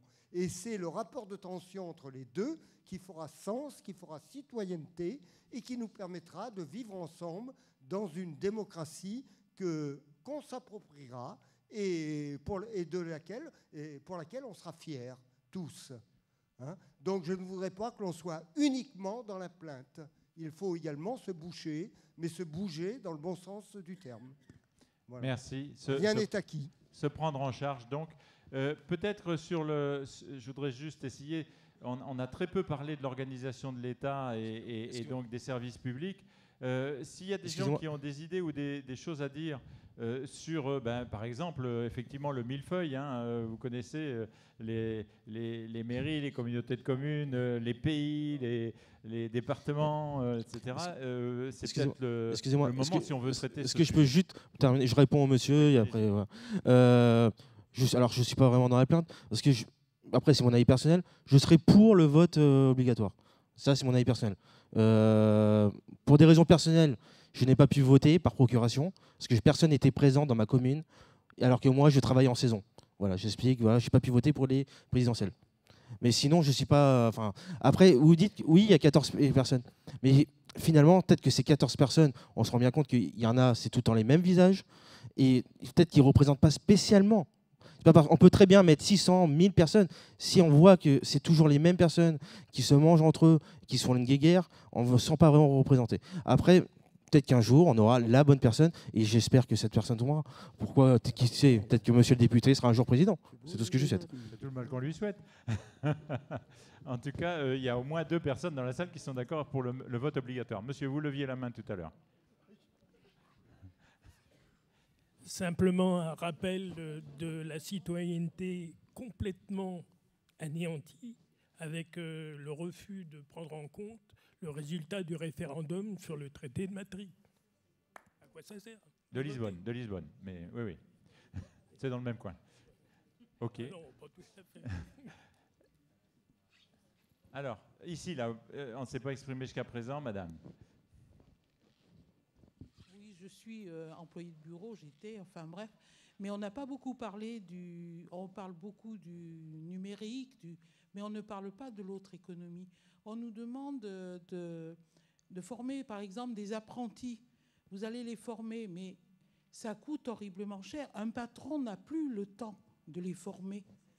Parce qu'il faut payer, donc il faut qu'il gagne sa vie pour le RSI, machin et tout à l'heure. Non, l'URSSAF, il faut payer le jeune suivant l'âge. Vous voyez ce que je veux dire? Donc, et après, vous allez le mettre où, votre apprenti, quand il va être reçu? Il n'y a plus d'économie, il n'y a plus d'usine. Les artisans, il n'y en a presque plus. Mais avec le numérique, on ne va pas vivre que de ça. Ce n'est pas le numérique qui va vous réparer votre baignoire. Ou qui va, je ne sais pas, moi, faire tout un tas de choses. Donc, comment on fait? Est-ce que le gouvernement a pensé à remettre des industries dans ce pays? On fait tout pour casser. On casse GMS, on casse... Mais il y en a plein comme ça. Quand on pense qu'on est en train de brûler des rouleaux de papier, de cartes grises, parce que l'usine va fermer, elle est presque, je crois, la seule dans le monde. Et les... Comment on appelle ça? Pas les permis, les passeports et tout à l'avenant. Et d'ici, s'il continue, d'ici 2 mois, on n'aura même plus le papier. Et toujours pour le numérique, est-ce que vous trouvez normal qu'on ne puisse pas faire de carte grise parce que tout bug? Moi, j'en connais des personnes, ils ne sont même pas à jour de leur carte grise. Alors le numérique, mais le numérique, il aurait fallu peut-être s'y prendre plus tôt pour apprendre les gens. Oui, c'est vrai que ça crée de la complexité, vous avez raison. Non, mais et alors, qu'est-ce qu'on va faire dans ce pays? Qu'est-ce qu'ils vont faire, les jeunes? S'ils n'ont plus de travail. Moi, je connais quelqu'un, le monsieur, il était à papeterie de Veuze. Fermé. Ça a fermé. Oui, ben vous savez où il va travailler? À Océdaré, tous les matins. Alors, il faut avoir la bonne voiture, et la voiture, elle ne va pas durer 10 ans. Et il a 2 enfants qui sont scolarisés là, il ne peut pas courir ailleurs. Alors, c'est facile de dire, prenez votre voiture, faites 50 km. Oui, encore 50, 80, oui. 50, enfin à l'aller, ou 70. Mais ça, personne ne le voit. Là-haut, ils sont dans leur truc doré. Alors, une autre chose, c'est dans le même ordre d'idée. Comment concevez... Moi, j'ai eu plusieurs employeurs, hein, ça c'est sûr. Mais il n'y en a aucun qui m'a payé jusqu'à la retraite. Comment vous concevez qu'un président de la République soit payé à vie avec tout ce qui va avec? Les secrétaires, les machins, les voitures et tout à l'avenant. Mais on ne peut pas arrêter tout ça. Ça ferait quand même des sous dans l'État, non? Au lieu de nous prendre 30 €, nous, les retraités sur la CSG. Mais quand on va aller en maison de retraite, eh bien, s'il n'y a pas assez de sous, qui va nous en donner? Et ce qui nous prend, là, à chaque fois? Alors, c'est pareil, la transition écologique. Puis je vais terminer. Je veux bien qu'on paye. Mais quand vous pensez que les poissons sont allés effiler le cabillaud en Chine pour nous revenir congelés, les trajets d'avion, il est où, là, l'écologie? Elle se trouve où? Et là, l'autre jour, c'était sur les pommes de terre. C'était sur le journal. Les pommes de terre sont envoyées en Chine pour être mises en chips. Et comment elles nous reviennent? Oui, en chips. Hein? Mais combien ça coûte tout ça? Et eux, ils payent les avions. Quand on voit tous les avions, il y en a des dizaines qui se suivent. Et comment on fait? Et nous, on nous taxe là sur la voiture. Non, mais il faut arrêter. Mais ils sont à côté de la plaque, mais réellement à côté de la plaque. Merci, madame. Ah, moi, j'ai cru que c'était Hude. Hein, bon. Merci, madame. Le monsieur là, a quelque chose à dire. Vaut mieux qu'il le dise dans le micro. Comme ça, on va l'entendre. Oui, c'est pour vous répondre sur l'usine à papier. Ce n'est pas une usine, c'est 3 usines. Et ce n'est pas la plus grosse. La plus grosse, c'est à Bess-en-Bray, c'est 600 personnes. Hein.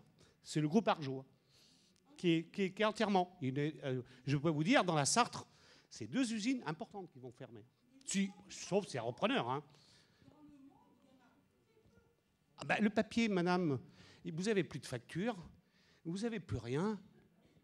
Ah, ben, les impôts, vous les faites sur Internet, il faut savoir ce qu'on veut. Mais c'est là, c'est simple. Vous avez la solution. Hein. Mais les usines à papier, on n'utilise plus de papier, madame. On envoie tout par Internet. Et ben, les usines ne peuvent pas tourner pour faire du papier pour... Quand vous n'avez pas le micro, on ne vous entend pas, hein, messieurs, dames. Donc, je ne sais pas, vous voulez reprendre la parole, monsieur, non? D'accord. La dame derrière, là, voulait peut-être réagir par rapport à ce... Oui, je voulais juste parler de l'apprentissage, parce qu'on a commencé là-dessus. J'ai travaillé à la CIFOP, le CIFOP, parce que ça... La CIFOP, à une certaine époque, et le CIFOP maintenant. CCI Formation. Hein, CCI Formation, voilà. Ben, j'ai travaillé 30 ans dans l'apprentissage. Ça fait 40 ans que j'entends parler des réformes de l'apprentissage. Je crois qu'il y a quand même du boulot. Hein. Il y a beaucoup de choses à redire là-dedans. Notamment, et là, je vais aller dans le sens... du ministre de l'Éducation. Je suis pour une réforme de l'éducation, formation supérieure, là.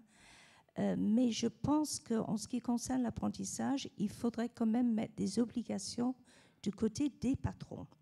Parce que j'ai vu pendant 30 ans des apprentis de tout niveau, en allant du CEP jusqu'au Masters à la fin. Et les gens les prenaient pendant 2 ans. Et puis, parce qu'il y avait des avantages assez intéressants financièrement, parce qu'il y avait quand même quelques avantages, on jetait l'apprenti et on prenait un autre tout de suite après. Et ça, j'ai toujours trouvé choquant parce que j'ai eu des élèves qui étaient franchement méritants, qui auraient pu faire une carrière et qui ont été obligés de rechercher un autre patron derrière. Alors, je pense que le MEDEF a sa part de responsabilité là-dedans. Je pense que le gouvernement ferait bien d'obliger ceux qui prennent un apprenti avec des avantages de suivre, de faire la suite, si vous voulez. C'est-à-dire, on sait que c'est dur de prendre un apprenti, on sait que c'est dur d'assumer la formation. C'est un investissement de temps et d'énergie des deux côtés, mais c'est totalement lamentable pour moi de reprendre un autre après uniquement pour les avantages financiers. Donc, je pense qu'il y a quelque chose à peut-être à revoir là-dedans. Voilà. Merci, madame, pour cet éclairage. D'autres choses? Est-ce que je ne voudrais pas, éventuellement, pour revenir sur le débat sur la démocratie, etc., j'entends qu'on demande beaucoup la réduction du nombre des députés, mais pour essayer de relancer le débat, est-ce que je ne pourrais pas vous demander, vous n'avez pas peur s'il y a moins de députés qui soient encore plus loin de vous?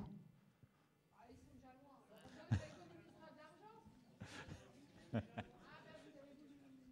faut un micro pour parler. Hein. J'en ai plus de ce côté-ci. Bon.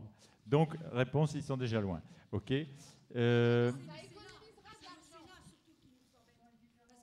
Prenez un micro, madame, s'il vous plaît. Ah, alors, vous c'est voyez, le la Sénat. jeune est utile, hein, vous avez vu, elle vous a dit d'attendre. Hein. C'est le Sénat qui nous embête. Parce que les réformes vont au Sénat, qui font quelques petits trucs. Et puis, ça revient aux députés, qui s'en foutent. Hein. Ça passe. On a la majorité, ça passe. Alors, le Sénat, je ne sais pas ce qu'il fait. Voilà. Ils sont bien grassement payés. C'est des anciens de toute valeur. Voilà. Et ça, vraiment, ça nous coûte cher. Voilà. Encore une chose qui nous coûte cher.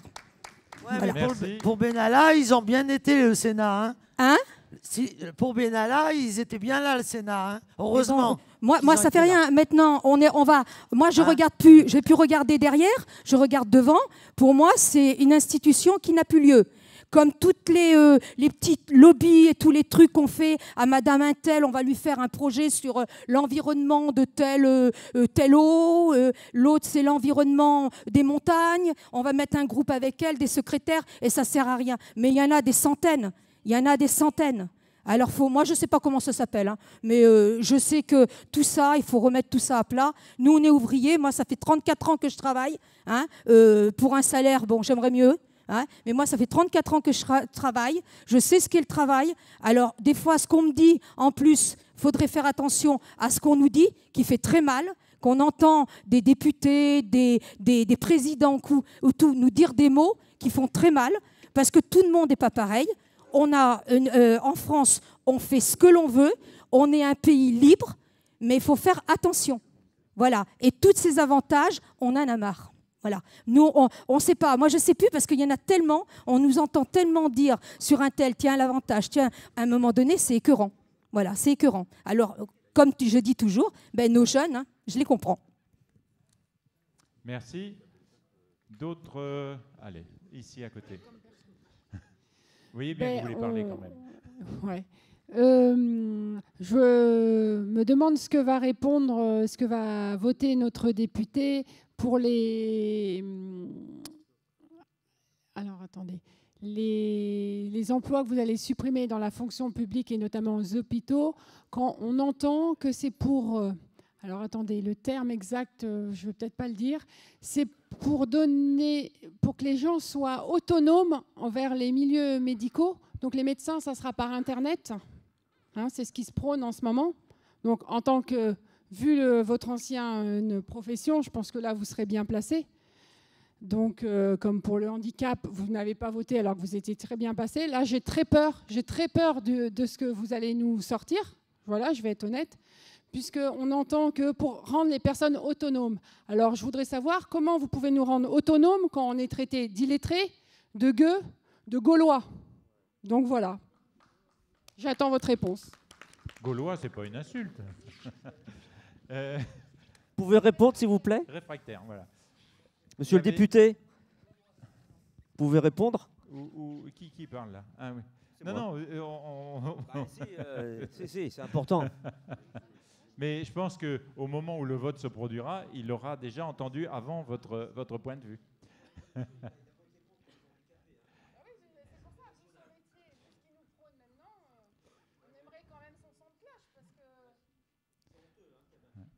Dites-nous, alors, monsieur, vous avez quelque chose à... Merci. On n'a pas évoqué la limitation du nombre des mandats. Oui. À la suite, parce que là, il y a des gars qui sont là depuis des années et des années. Je rappelle qu'un élu c'est pas une profession. Hein, non. Hein, il non, est c'est payé un mandat. par indemnité et non pas par un salaire. Hein. Pour parler comme madame, c'est un CDD. Ouais. Un CDD long quand même, oui. Voilà. Donc, je voulais souligner ce truc-là. Donc, et rappeler quand même que parce que souvent, on ne sait pas vraiment les choses, on parle dans le vide. Les sénateurs ne sont pas élus directement. C'est pas de la démocratie totale, là. Hein. C'est ce qu'on appelle la démocratie indirecte. Ils sont élus par des grands électeurs que sont les élus locaux. Ce qui se passe là aux États-Unis, il n'y a que ça aux États-Unis, je vous signale. Il n'y a pas d'élection directe. On peut dire que ça ne sert à rien. On a des députés, ça vient aux députés, ça va au Sénat, et du Sénat, ça revient aux députés et ça sort. Alors je pense que c'est des emplois de complaisance. Voilà. Alors, monsieur là-bas. Vous allez me dire si vous pensez que le débat est épuisé, parce que... non, vous avez encore des choses à dire. D'accord. Alors, monsieur. Au sujet des élus qui ont commis des fautes et dont la faute a été sanctionnée en justice, souvent ils ont quelques années d'inéligibilité. Donc, je trouve ça injuste. Il devrait avoir une éligibilité à vie. Quand je prends un exemple d'une caissière de Carrefour ou d'une grande surface qui a pris malencontreusement un coupon de réduction, elle a été licenciée automatiquement. Donc, les élus se permettent, ils savent très bien qu'ils ne risquent pas grand-chose. Hein, ils se permettent des abus de pouvoir, enfin toutes sortes de choses. On a tellement d'exemples. Et donc, là, vous pensez que... Je pense que l'inéligibilité à vie, si moi je faisais une grosse bêtise, on m'aurait licencié, et voilà. Et eux, on devrait les licencier aussi. Hein. Ils sont pas honnêtes, donc on passe à autre chose. Donc, je voudrais dire aussi que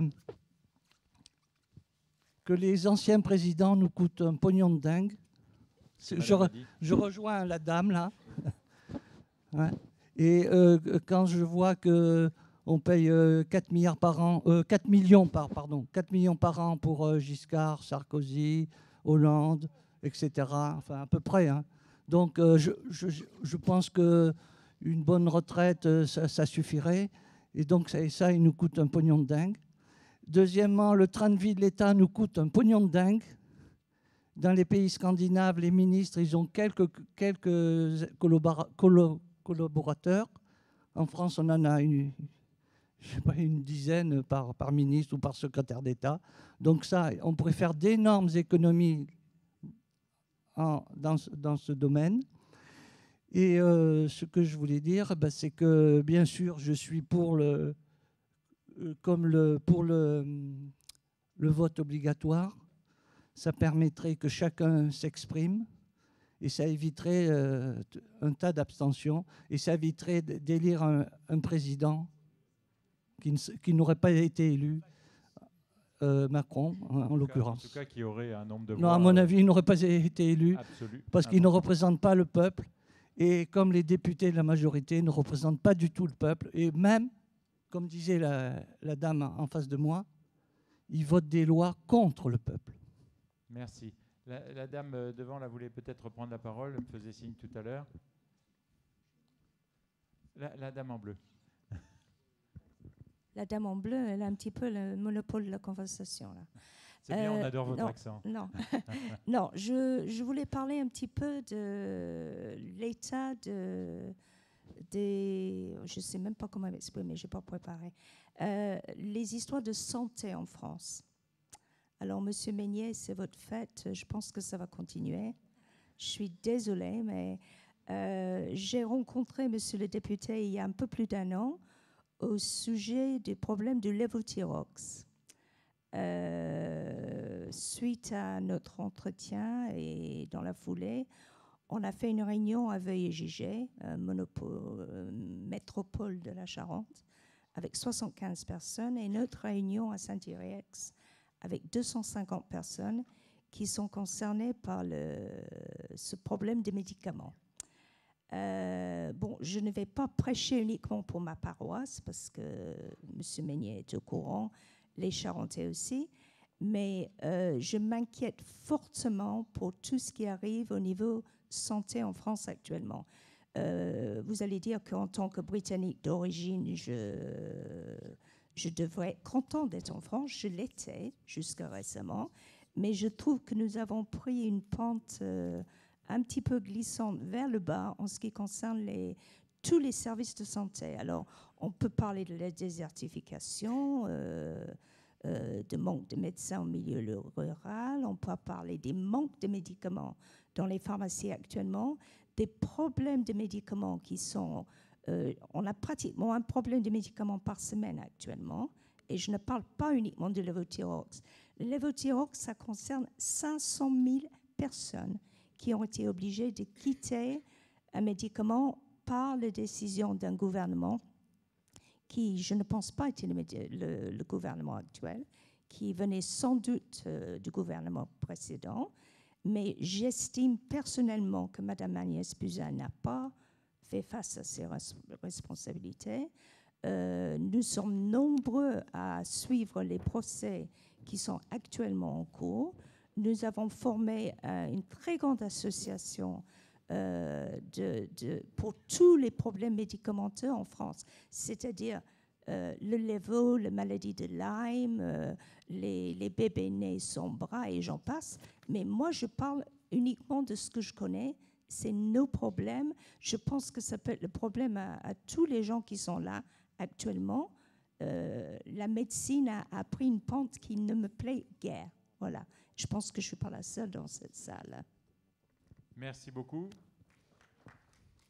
Alors, vous avez le micro, Marilyn, et puis on passera ensuite au monsieur derrière, là-bas. Allez-y. Alors, moi, ça va être plus sur les compétences personnelles. Voilà. Afin de permettre aux personnes handicapées qui travaillent et qui s'investissent dans la vie citoyenne de ne pas baisser leurs allocations, ni leur supprimer l'allocation d'autonomie. Sachant que moi, ils m'ont enlevé l'allocation d'autonomie au mois de janvier, du coup, j'ai plus de revenus. Je voulais vous dire ça, monsieur Mesnier, si vous m'écoutez. J'ai plus d'allocation d'autonomie, donc je ne comprends pas pourquoi. Voilà. Je me suis beaucoup investi dans une association aussi. Plus de reconnaissance dans les associations et de respect. Parce que des personnes qui travaillent dans des associations, il faut savoir qu'elles travaillent gratuitement et qu'elles font des choses énormes, énormes, énormes pour aider les jeunes et les moins jeunes et la solitude.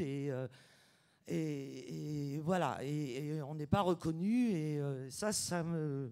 Voilà. S'occuper des SDF de la rue, de les accompagner dans leurs droits pour retrouver espoir et dignité, avec un accompagnement, stage payé, avec proposition de formation, accompagnement au niveau soins aussi.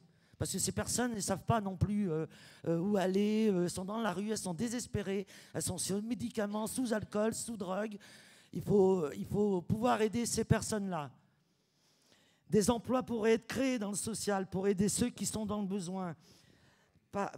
Par ceux qui sont sortis, c'est-à-dire ceux qui sont sortis, qui ont arrivé à se sortir de ce trou-là, eh ben, c'est à eux de pouvoir les aider. On ne peut pas aider quelqu'un si on n'est pas passé par là. Enfin, en tout cas, vu mon cas, je suis passé par des difficultés dans la vie. Ça m'a permis d'être dans une association et de pouvoir leur avoir donné cette rage de vouloir vivre et de continuer à vivre et d'avoir de l'espoir en quelque part. Et ça, c'était important. Et c'est important pour eux et ça a été important pour moi aussi parce que c'est autant bénéfique pour moi que pour eux. Parce que pour les aider, il faut passer par là.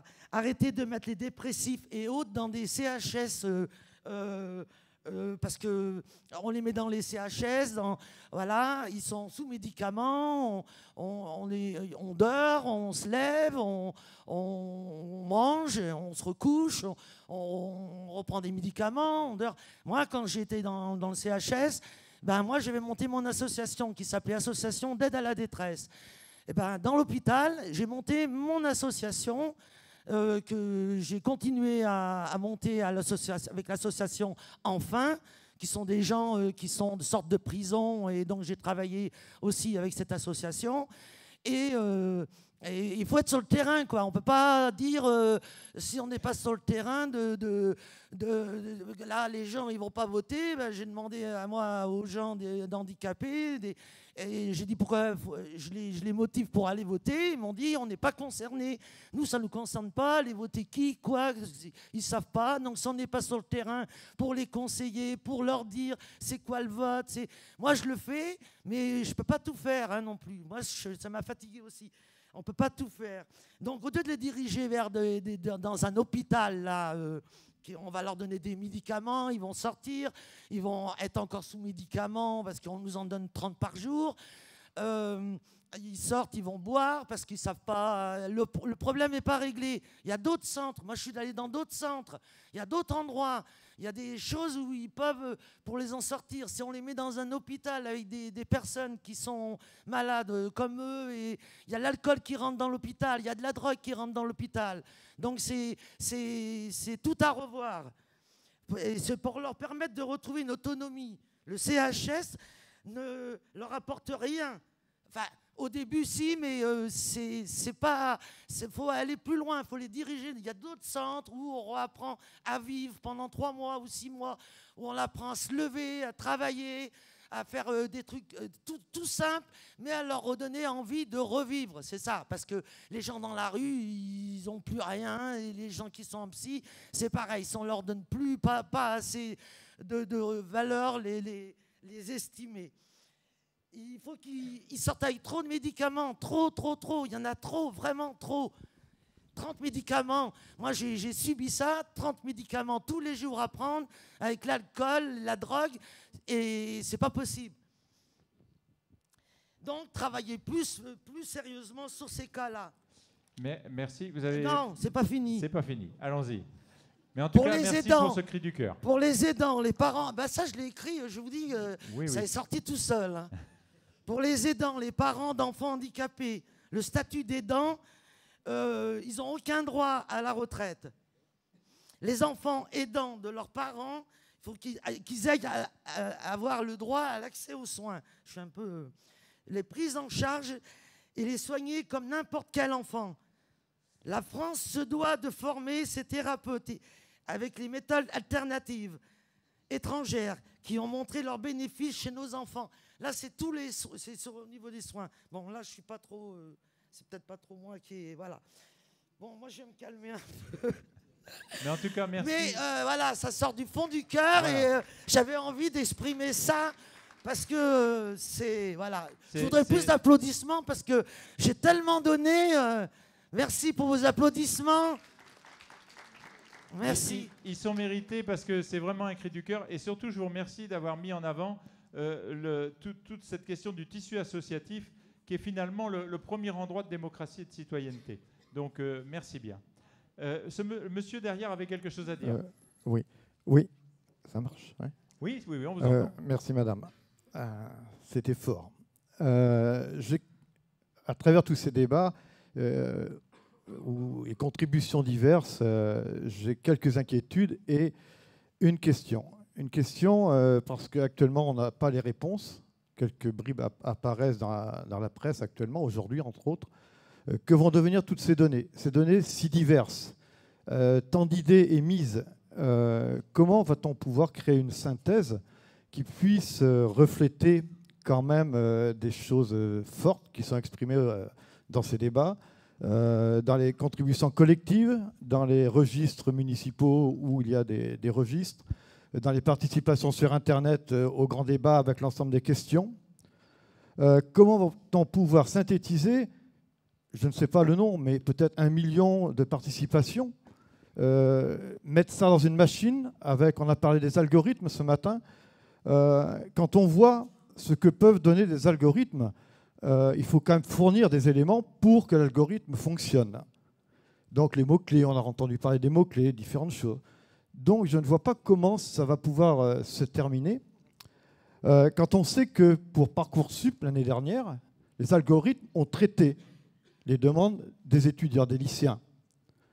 Et selon les académies, eh bien, les données n'étaient pas les mêmes. Donc cela veut bien dire qu'en fonction de ce que l'on rentre, des priorités, des mots, des différentes choses, de l'origine, on va arriver à des résultats totalement différents. Celui qui aurait pu accéder à un Parcoursup qu'il visait, en Poitou-Charentes, enfin, ou en Aquitaine maintenant, ne l'a pas obtenu, mais sur la région parisienne, l'aurait peut-être obtenu, ou inversement. Donc, cette interrogation-là, personne n'est capable de répondre, et la constitution de ces algorithmes et la prise en compte de quoi à l'intérieur à partir de ces données, qu'est-ce que cela va donner. Et j'ai peur, donc, dans quelques inquiétudes, qu'on soit fortement déçu par rapport à la richesse de ces idées, de ces participations multiples, diverses, de gens de toutes catégories. Et je crois que ça, c'est fort. Mais le résultat, au bout, risque de décevoir beaucoup de monde. Merci bien, monsieur. Vous m'offrez d'une certaine façon une conclusion que vous faites à ma place. Je vais quand même vous donner la parole ensuite. Ce que je voudrais juste dire par rapport aux algorithmes, effectivement, en tout cas, les algorithmes, ils ne restitueront jamais le témoignage de Marilyn tout à l'heure. Absolument. Avant tout, je suis gilet jaune. Et je vais vous dire, on a tous parlé, mais moi je pense surtout aux retraités qui ont leur taux gelé, ça veut dire le taux de l'inflation. Les gens, les secteurs publics qui ont les taux gelés depuis longtemps. Alors retraités, je peux vous donner un exemple. Mes parents, 5 ans, 7 € à eux deux, sur une retraite de 1 800 € à eux deux. Bon, je suis retraité voilà, moi-même. voilà. Et ils ne se plaignent pas. Hein. Des taxes, on n'en veut plus. Les monoparentales, beaucoup de femmes qui ont quitté leur mari, le mari travaillait souvent, la femme gardait les enfants, et sont en grande difficulté. Hein. Et puis, ce que je veux dire, c'est ceux d'en bas, c'est des gens du peuple, c'est des Français. Et puis, comme dirait l'autre, hein, c'est Coluche, tout le monde a le droit de vivre, tout le monde a le droit de manger, tout le monde a le droit d'avoir un toit, tout le monde a le droit d'avoir un salaire et une vie décente. Voilà une autre belle conclusion. Je ne voudrais pas qu'il y ait de gens frustrés, donc je fais quand même un petit regard circulaire, mais je pense qu'on a déjà dit beaucoup de choses. Si vous voulez dire encore un petit mot rapide, et ensuite peut-être on va... Et alors, on est allé chercher dans la poche des retraités, dont je fais partie, mais il y a un gisement d'argent énorme. C'est la fraude fiscale. 100 milliards l'année dernière, quand même. 100 milliards. Et ça nourrit aussi les conseillers fiscaux. Est-ce que vous avez des conseillers fiscaux? Non. Par contre, ceux qui planquent l'argent, ils ont des conseillers fiscaux. Ça ne devrait même pas exister, cette profession. Ok, merci monsieur. Et puis alors, on va dire que c'est la dernière des der. Ah non, la dame là-bas, parce qu'elle n'a pas encore parlé tout à l'heure. Au fond.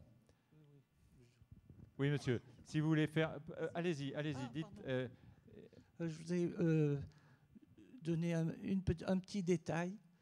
Donc, Macron a fait une chose formidable. Enfin, j'exagère un peu. On voit venir l'ironie. Allez, on vous écoute. J'exagère un peu, mais là, je suis d'accord. Mais c'est la seule chose. Hein.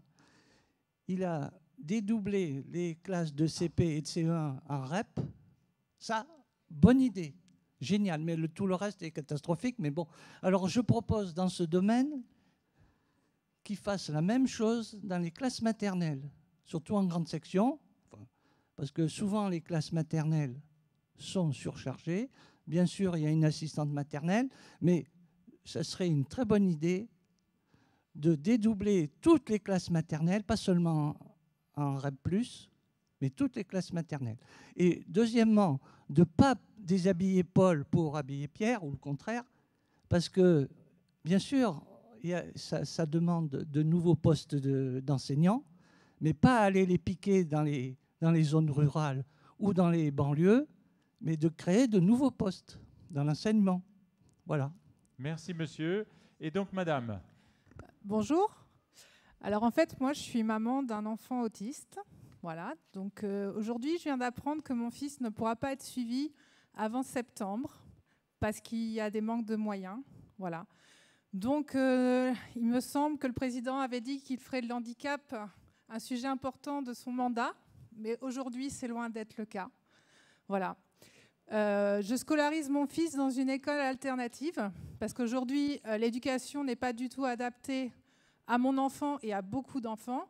Moi-même, je ne suis pas autiste, mais je suis un échec scolaire. Voilà. Je pense que nous devrions prendre l'exemple de pays qui sont un petit peu plus au nord et donc où l'éducation se passe très bien. Voilà. Donc, je voulais aussi parler du revenu universel. Voilà. Car je pense qu'aujourd'hui, il faut pouvoir permettre aux personnes qui veulent vivre en autosuffisance de pouvoir vivre correctement. Voilà. Merci.